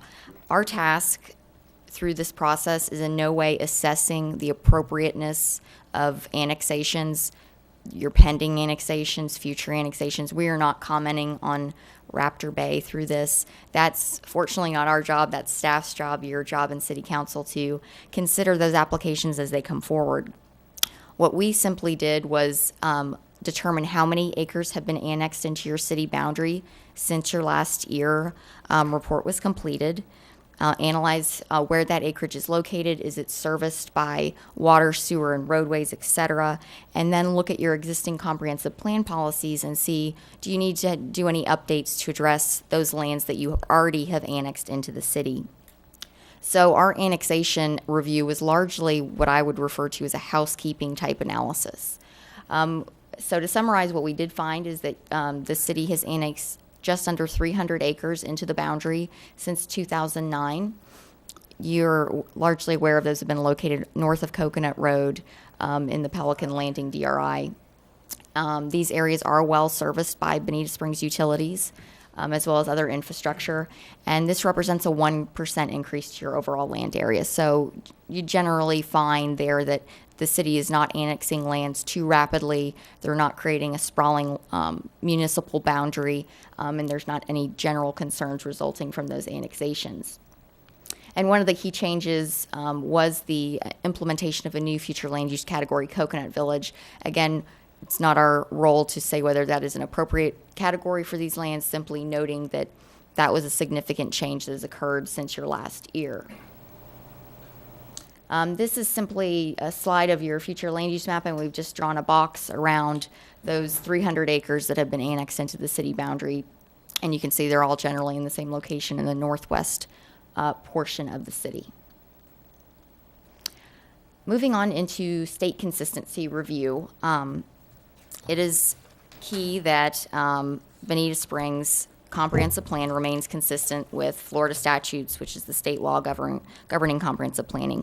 Most years, the Florida legislature does make changes to the statutes relating to growth management, so we have to do a thorough evaluation of all those changes and make sure that the comprehensive plan is still consistent with Florida statutes. Really, the most significant change to Florida statutes that has occurred since your last year was the passing of the Community Planning Act, or House Bill 7207. This allowed for a new state-initiated, or rather a limited state review process for comp plans amendments, and also changed your EAR process. So to summarize the changes stemming from this consistency review that we have outlined in detail in the report, most significantly are changes to concurrency. The state still requires every jurisdiction to retain concurrency standards for water, sewer, solid waste, and drainage. A concurrency standard is a minimum level of service that a city must maintain related to those types of infrastructure improvements. What they did do was eliminate the requirement for transportation concurrency, public schools, and parks concurrency. That doesn't mean you can't have concurrency and maintain it as part of your comprehensive plan. They're simply giving local governments the option to remove those concurrency requirements should they see fit. So again, those are optional, and the plan must address alternatives if you choose to remove those concurrency requirements. Meaning if the city elects to remove transportation concurrency the way many jurisdictions have since the passing of the Planning Act, they need to generate multimodal solutions, other ways of dealing with traffic impacts that aren't concurrency based. So you can get rid of it, but you need to create other solutions so that your roadways aren't going to be jammed up and creating significant problems for your residents and visitors. We didn't recommend one way or the other of what you should do with those concurrency requirements. We're simply letting the city know that they have the option now, and should they remove the concurrency requirements for those areas, transportation, schools, and parks, they need to generate other amendments in the comprehensive plan to address those alternative strategies. Another change was the repeal of Florida Administrative Code Rule 9J5. So that is referenced throughout your comprehensive plan, and where it is referenced, it needs to be removed because that is no longer within Florida statutes. Public schools element is no longer required. We also understand that's a very important feature of your comprehensive plan, and certainly with the high school coming on board, something that the city would potentially want to retain. It's no longer a requirement based on the Community Planning Act. The comprehensive plan also needs to be updated to address the new processes in place for both comprehensive plan amendments as well as your evaluation and appraisal report cycles, the letter to DEO that Margaret has referenced. These are all new changes that you have outlined in certain administrative sections of your comp plan that we would need to update in order to be consistent with the state requirements. And then the final bullet point there is additional housekeeping items. There's reference to Department of Community Affairs throughout your comprehensive plan, and that agency no longer exists. So we would need to do those cleanup items to be, again, consistent with Florida statutes. And then the last slide I believe I'm covering is just annexation review. I've kind of covered this already. You've annexed just under 300 acres. Those are in urbanized areas. We are recommending that you consider housekeeping type amendments to provide for City of Bonita future land use categories. You have a few lands that are still in Lee County future land use categories. You should clean those up and apply city categories to those areas. There's other tables throughout the comprehensive plan that don't provide the Coconut Village future land use information in it. So again, as a housekeeping matter, having all of your future land use tables indicate the densities for these categories that you have brought into your comprehensive plan. And then there are multiple maps in all of your elements that demonstrate the city boundaries, and those should be updated to reflect the new city boundary with those additional 292 acres of annexed lands. And with that, I'm going to turn it back over to Margaret. Thank you. So I want to talk a little bit. I think I have the next 3 slides to deliver, and then we are going to move on to Shelley. I want to talk a little bit about the public participation that went into this plan. So as you know, we had 3 public meetings, and those 3 public meetings started in September. Due to the timeline, we held off to have the final public meeting in January of 2016 to make sure it was during season. So at the first public meeting, it's possible that some of the residents did miss that meeting, but that was a conversation. So we had groups sitting at tables, and we really had a pretty in-depth dialogue with those groups, talking about what it was important to the residents and some of the considerations that we should consider. We took those notes, and out of that meeting, we developed an online survey. And that survey was available for 2 months. It was distributed to all of the civic associations, all of the neighborhood associations. We posted it onto web forms when we could. We sent out several reminders to get public input from the survey. And as you saw in your report, there's quite a bit of additional items. We asked an other category in case we missed anything or there was things that residents wanted to comment on. That other category was available. We did provide a summary of that in your report so that you could see the range of things that residents wanted. In the other public meetings, it was a prioritization process, so we could kind of narrow down what the concerns were and kind of the direction that we would go. There's some important things that came out of that, and some of that did come up in terms of the comments this morning. One of the big things that we heard and continue to hear about is connectivity, the importance of transportation, the importance of multimodal transportation.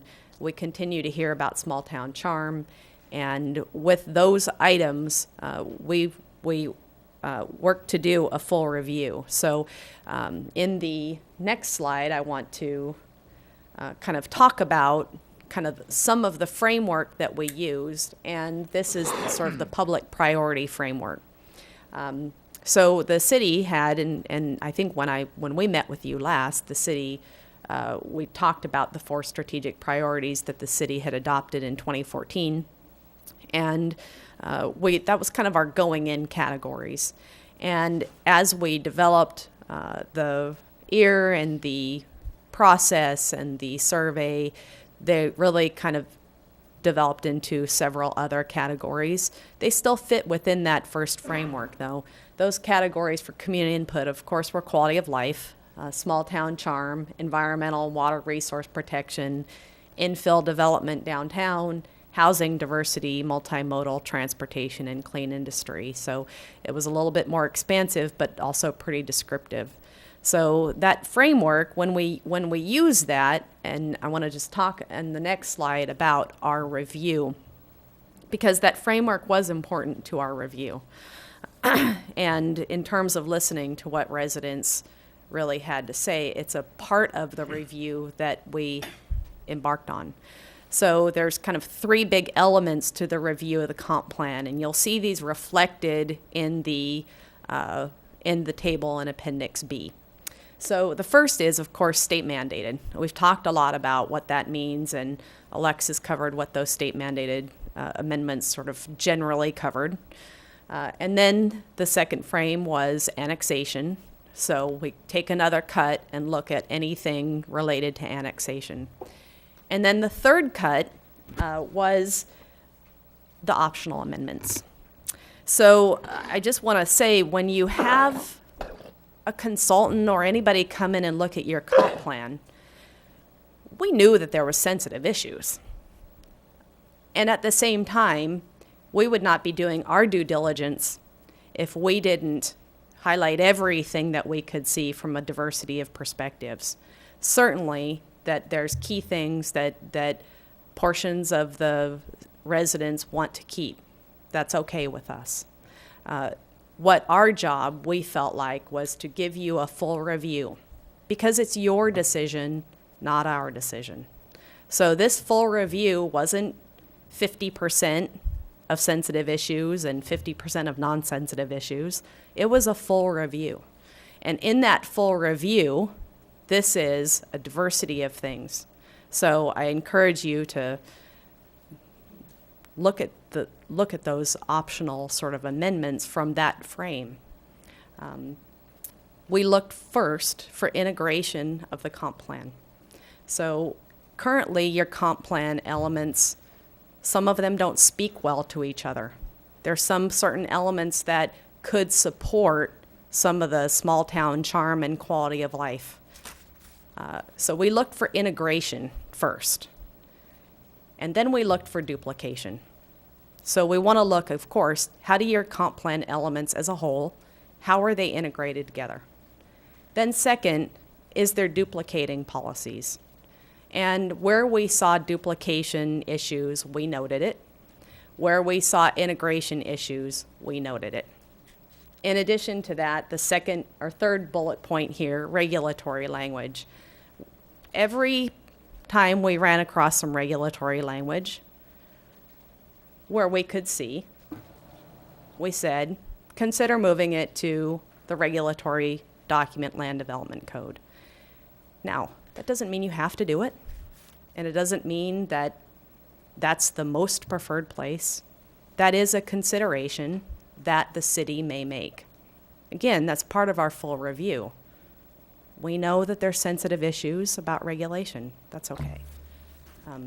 So our job is to do a full review. Again, give you the information where there was regulatory language and give you the option of whether in the future, not now, whether in the future it's something that you might want to address. Okay, the fourth frame is around time frames.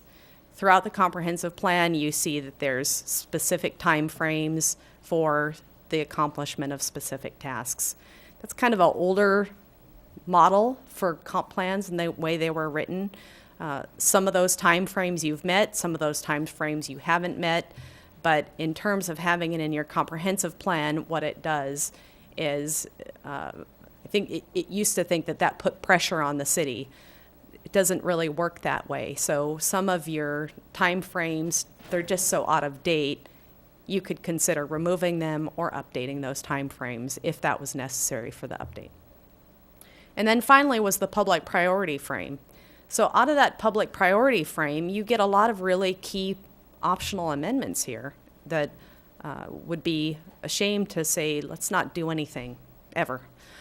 Because those optional amendments, again, give you those things that the residents really do care about.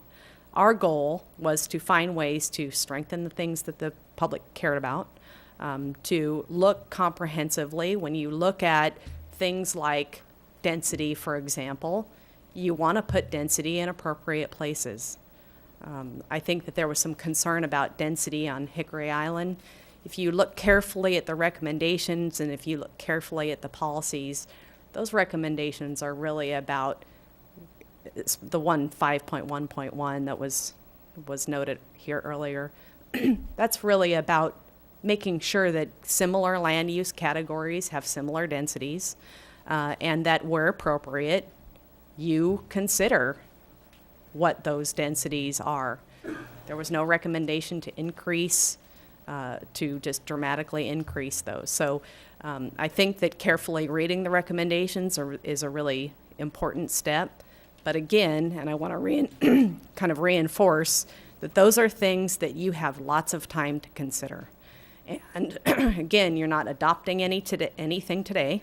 I think I've probably reiterated this many times to this board. You're not adopting any specific recommendations today as to how your objectives should read, how your policies should read. That is a public process.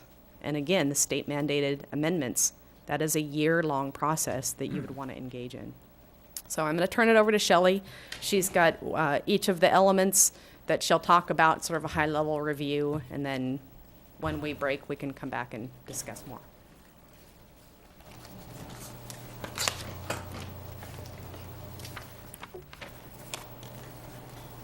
Good morning.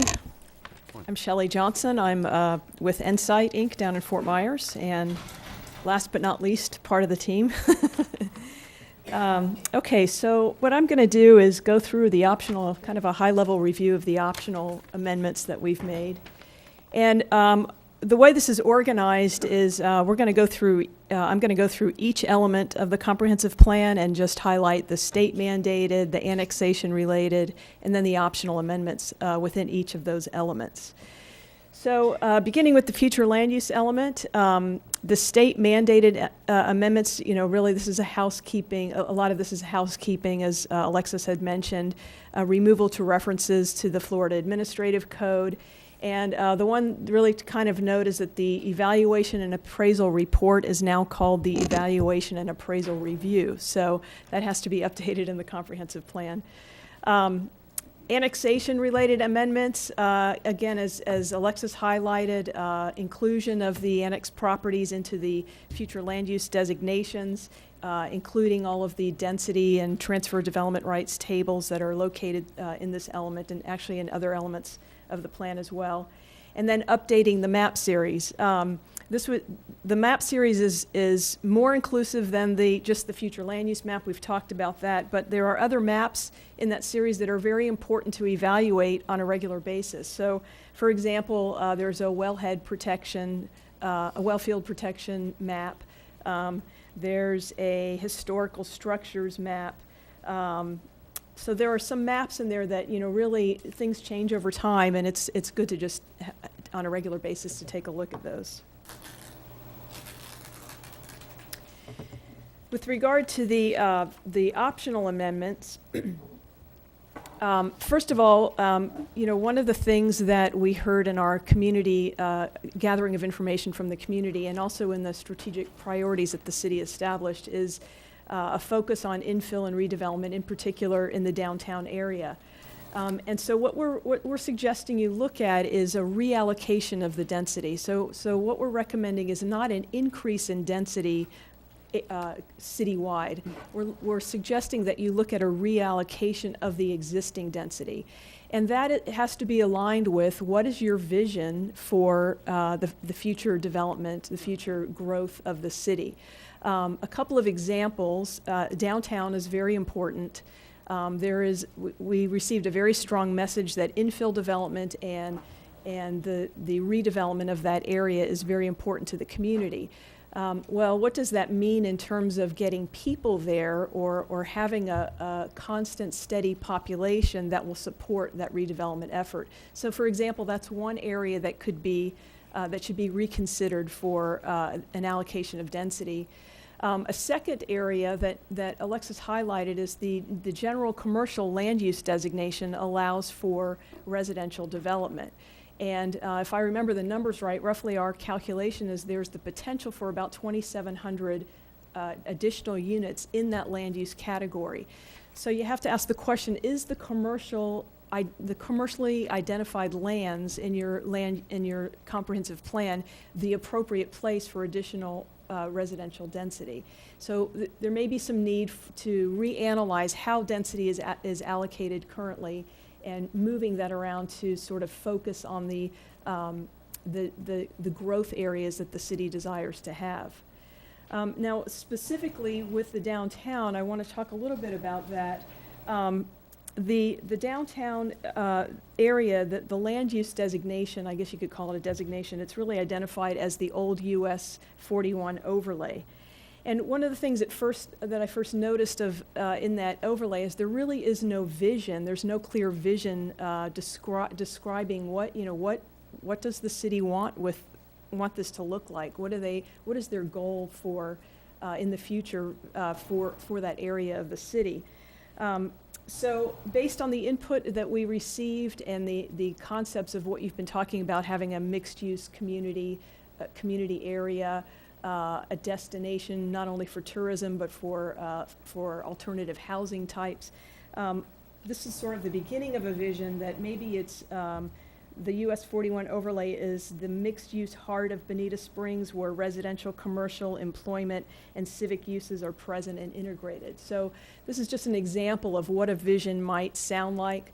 And then it would need supportive policies. And the policies should include discussion on being pedestrian friendly, civic parks, civic plazas, the mixed-use concept of mixed-use structures, and then providing a variety of housing types.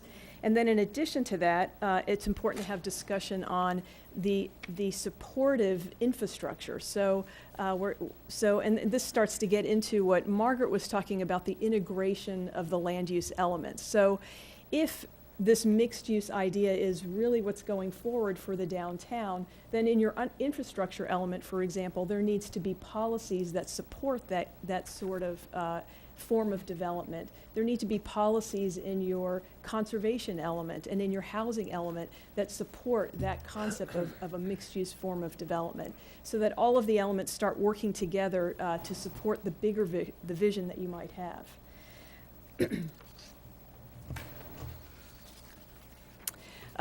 Height limits, we've talked quite a bit about. Oh, let me finish up with the downtown. A couple of things to consider that we're recommending evaluation of is consideration of minimum densities in the downtown rather than maximum. And what this does is provides an incentive for development to occur at a density that will support the redevelopment effort. One of the biggest challenges in redevelopment in particular of a downtown or a core area is to ensure that you get enough housing opportunities and people there to make it work, because you have to have the people to support the commercial development or it doesn't really work.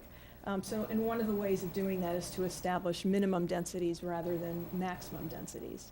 And then there are other incentives that could be considered as well. An example that's pretty standard nationally is to have a separate expedited review process for the permitting of development, so that it doesn't take 6 or 8 months to get permits to develop something. Now, I would caution you, something like that, you need to make sure your regulations are in place and very secure, so that whatever does whatever form of development does come in meets all of the standards, which would allow you to expedite the review. And then going on to height limits, we've talked quite a bit, obviously controversial, but just, for clarity's sake, what we're recommending is to consider how height is measured being moved into, it's really more of a regulatory tool, being moved into the land development code rather than the comprehensive plan. Again, that's purely optional. That's something that really does need to be vetted in the future. One of the comments that we received quite a bit of was the beautification or enhancement of the commercial corridors within the city.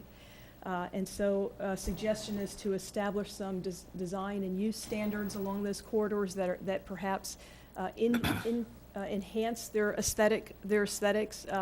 Maybe it's enhanced landscaping, maybe it's architectural standards, something like that, that could be evaluated as part of the optional amendments. And then finally, updating the map series, which I really already talked about.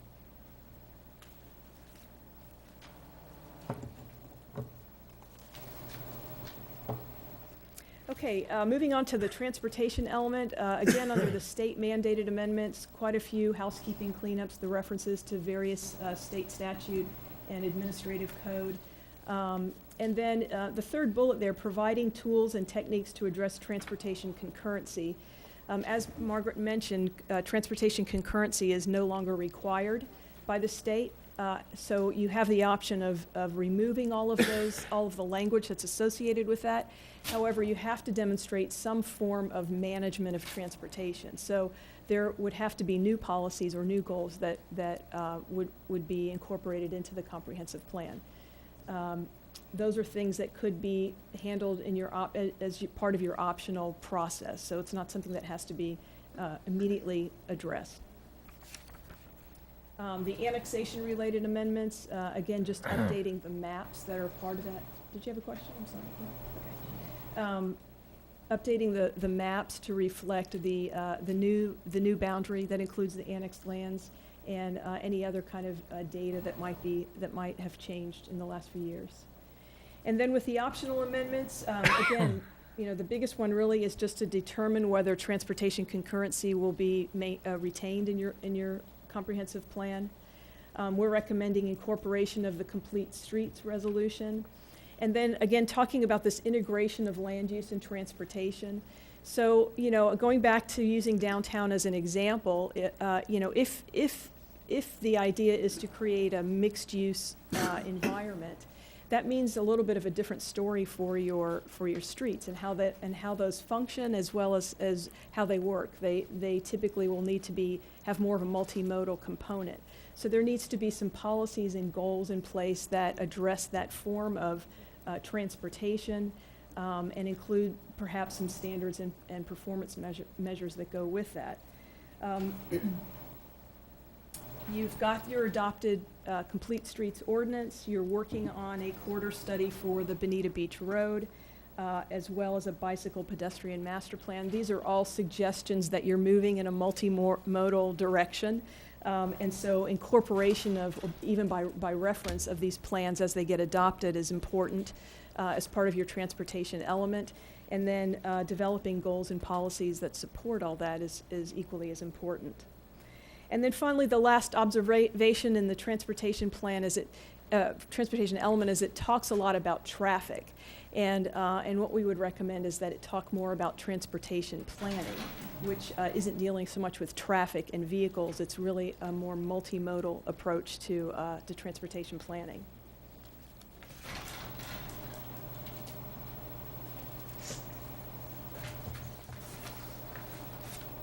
Question. Yes. How much longer do we have? It's 11 o'clock.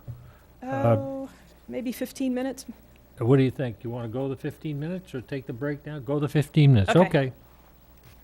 Okay, so next is the housing element. There are no state mandated amendments needed for the housing element. Annexation-related amendments.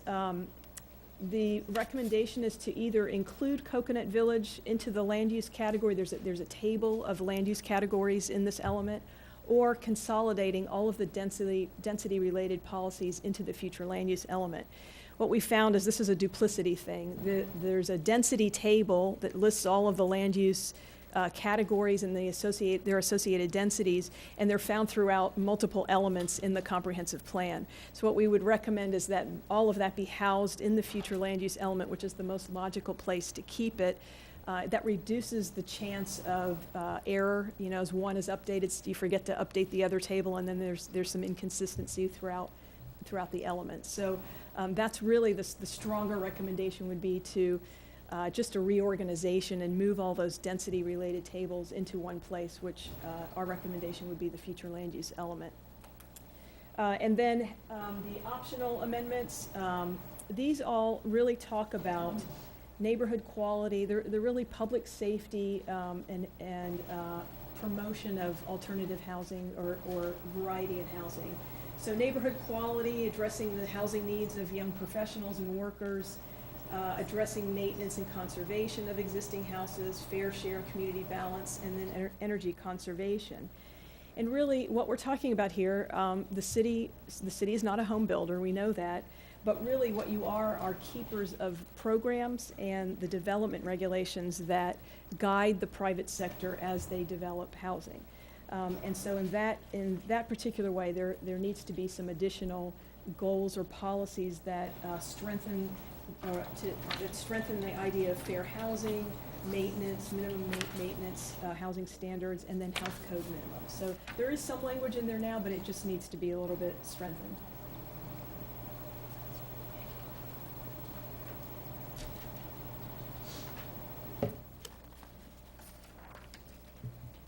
Okay, the infrastructure element, the only state mandated amendment is to reference the stormwater master plan that you have.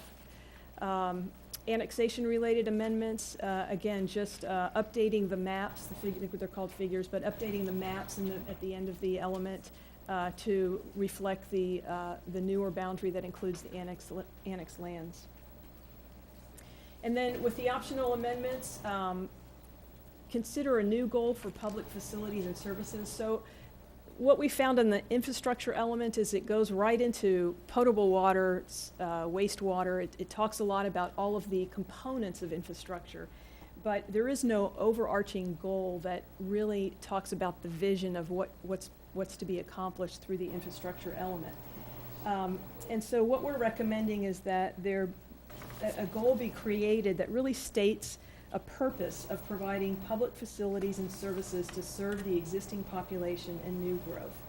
And then the goal could be supported with policies that promote public health, environmental protection, operational efficiency, and economic opportunity.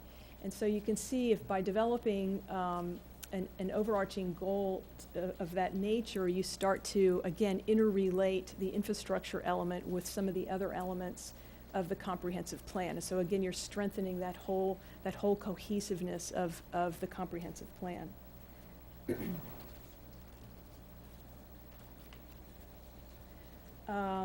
Also, you need to reference, what we're recommending is that you reference the city's water supply plan in the comprehensive plan. And just some general housekeeping of, there's a lot of duplication and moving of, when we say moving of regulatory policies, there's a little bit of disorganization in how the policies flow. So we're just recommending that you look at the organization of the policies themselves and make some rearrangement. Okay, conservation and coastal management.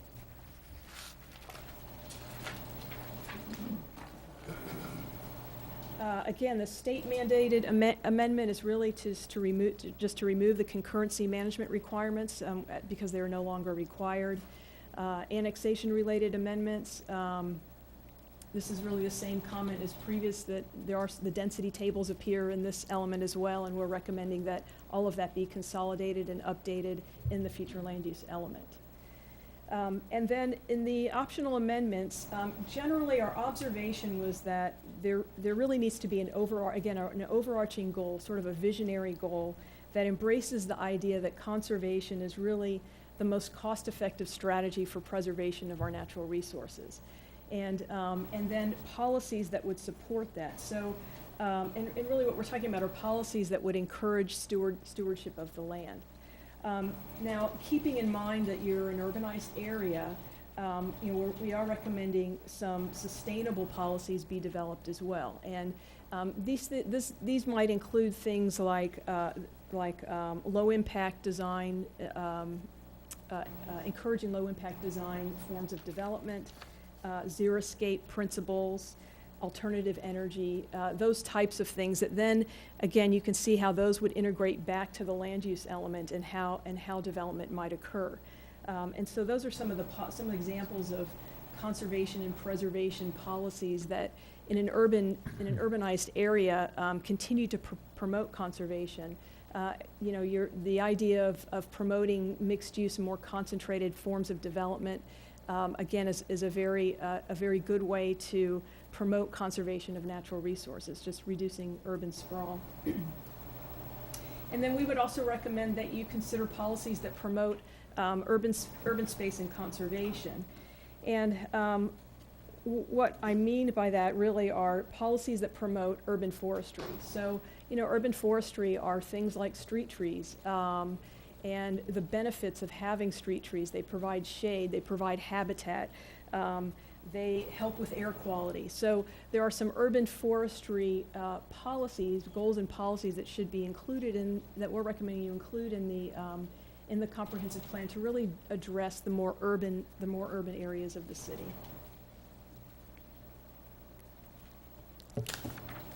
Stay close to the mic, please.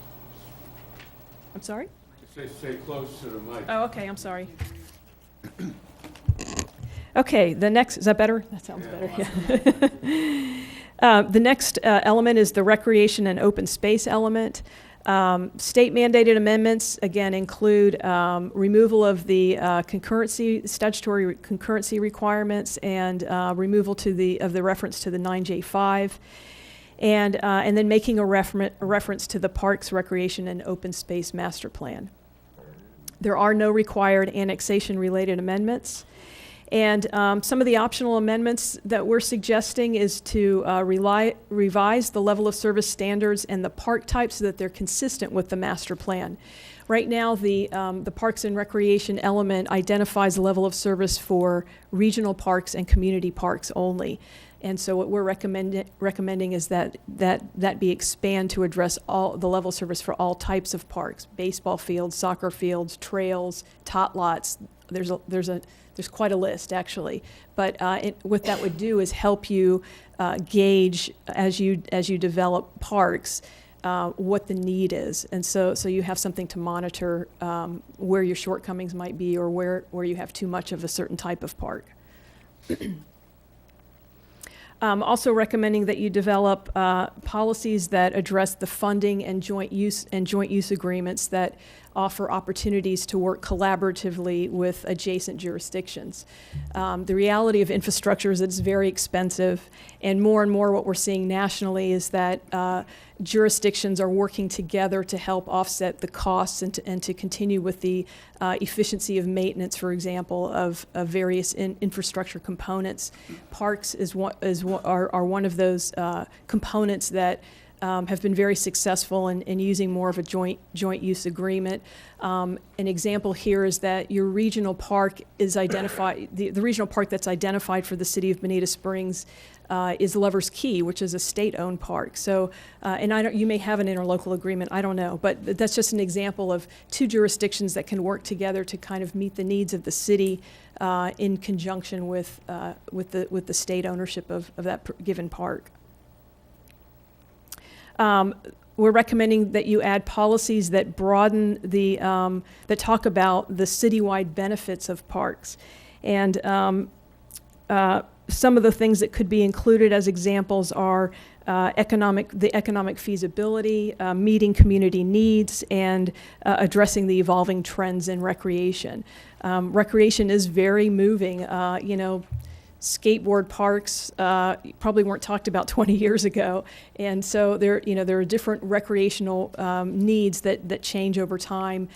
This would allow you to talk about how those needs, identifying the opportunity to address those needs as they evolve. And then sustaining partnerships in the development of parks and recreation really goes back to what I was talking about with the joint use agreements or just collaborative efforts. But it's also inclusive of things like neighborhoods, community groups, having a good understanding of the needs and desires of a given neighborhood within the city, and working collaboratively with those residents to help them achieve the type of recreational components that they're looking for. We're getting close.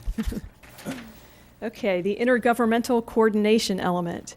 Again, remove the reference to the concurrency requirements, and Objective 1.7 needs to be updated to include both permanent and seasonal estimates, which you now have. There are no annexation-related amendments. Some of the optional amendments is to revise the first goal to generally address intergovernmental coordination. So right now, the first goal talks very specific to the school district. It talks specifically to certain entities or jurisdictions and having intergovernmental coordination with those jurisdictions.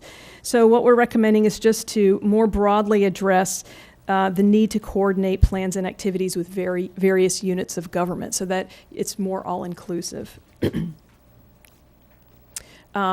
There are quite a few, actually, duplicative policies with the school, in particular with the school facilities element.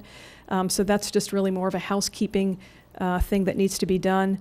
And then, again, considering interlocal service boundary agreements with adjacent communities, since your adjacent communities have changed a little bit.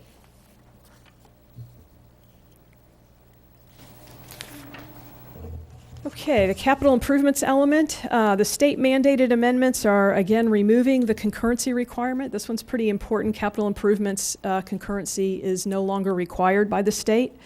And removing the reference to 9J5, the Florida Administrative Code, and then cleaning up the concurrency management as required. But again, noting that some level of concurrency will need to be developed, and new policies might result out of that. There are no required annexation-related amendments. And for the optional amendments, generally what we're recommending is to provide an overall focus on the fiscal capability of the city. And really the goal here is to make the city as transparent as possible in how public dollars are spent. And so by fiscal capability, what I mean is including analysis of public expenditures, revenues, taxes, and other funding sources, financial management, and capital programming and budgeting. The capital improvement schedule, the 5-year schedule that's typically in this element, should continue to be updated every year, identifying projects, how much they cost, where the money's coming from, and what their expected start and completion date is. These are all concepts to just really just provide transparency for the city. All right.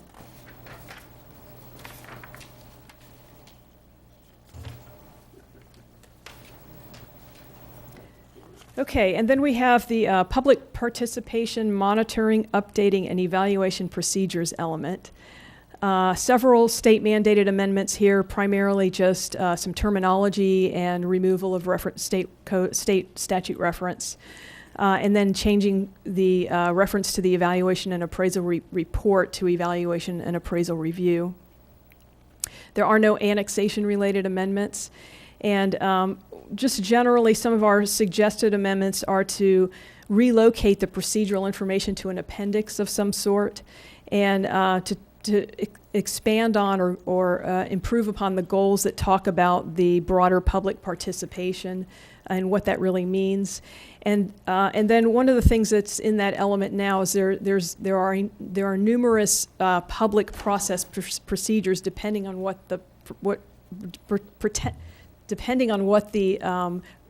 is being looked at. So, for example, there's specific public procedures for the evaluation and appraisal report. There's a separate one for public process or public hearings. What we're recommending is maybe to analyze all of those and see if you can come up with one public participation procedure that would apply to all of them. And that's really just to clean it up, make it a little bit easier to manage that process.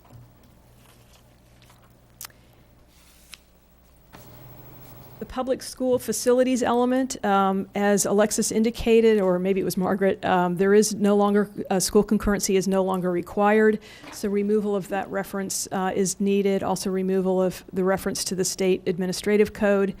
And then specifically, if you choose to keep the this element, because you could actually just remove this element in its entirety, but if you do choose to keep it, we're recommending then you will need to actually revise policy 1.2.4 to allow for portable classrooms. Right now, it does not allow for portable classrooms. There are no annexation-related amendments. And, first and foremost, under the optional amendments is to really decide if you want to maintain school concurrency in some form, and if not, you could actually remove the element in its entirety. If you choose to keep it, the census data needs to be updated, and that's really it for this element. And then the last element, I guess you could call it an element, are the definitions. Again, references need to be removed or revised, no annexation requirements, and what we're recommending is that some of the definitions be updated and that they be reconciled between the comprehensive plan and the land development code so that you have the same definition in your comp plan as you do in your land development code. And you'll see in Appendix B in our element by element review, what we've done is identified terms that need to be defined that maybe aren't, or maybe the definition is outdated and it needs to be updated. So we've started a catalog, if you will, of the terms that need to be included. And we always recommend, well, what we're recommending is to remove definitions from the various elements, because there are definitions throughout them, and housing them all in the definitions section so that there's one go-to place for all the definitions that might be needed, and then taking that and reconciling it with the land development code. So that's all I have. Margaret, anything you want to add?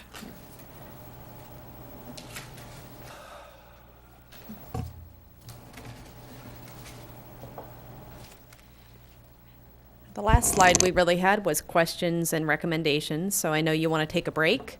And Yes. at this point, Yes. you're ready for a break. At this point, I think after the break, I'll leave it up to you, Chairman, to sort of organize the discussion. What we were hoping is to kind of go take an element and talk about the three sort of key areas and do it element by element so that we can get your comments that way. Very good. Henry, could I ask, this is not a real question, but could I ask her something? Sure. This fake question.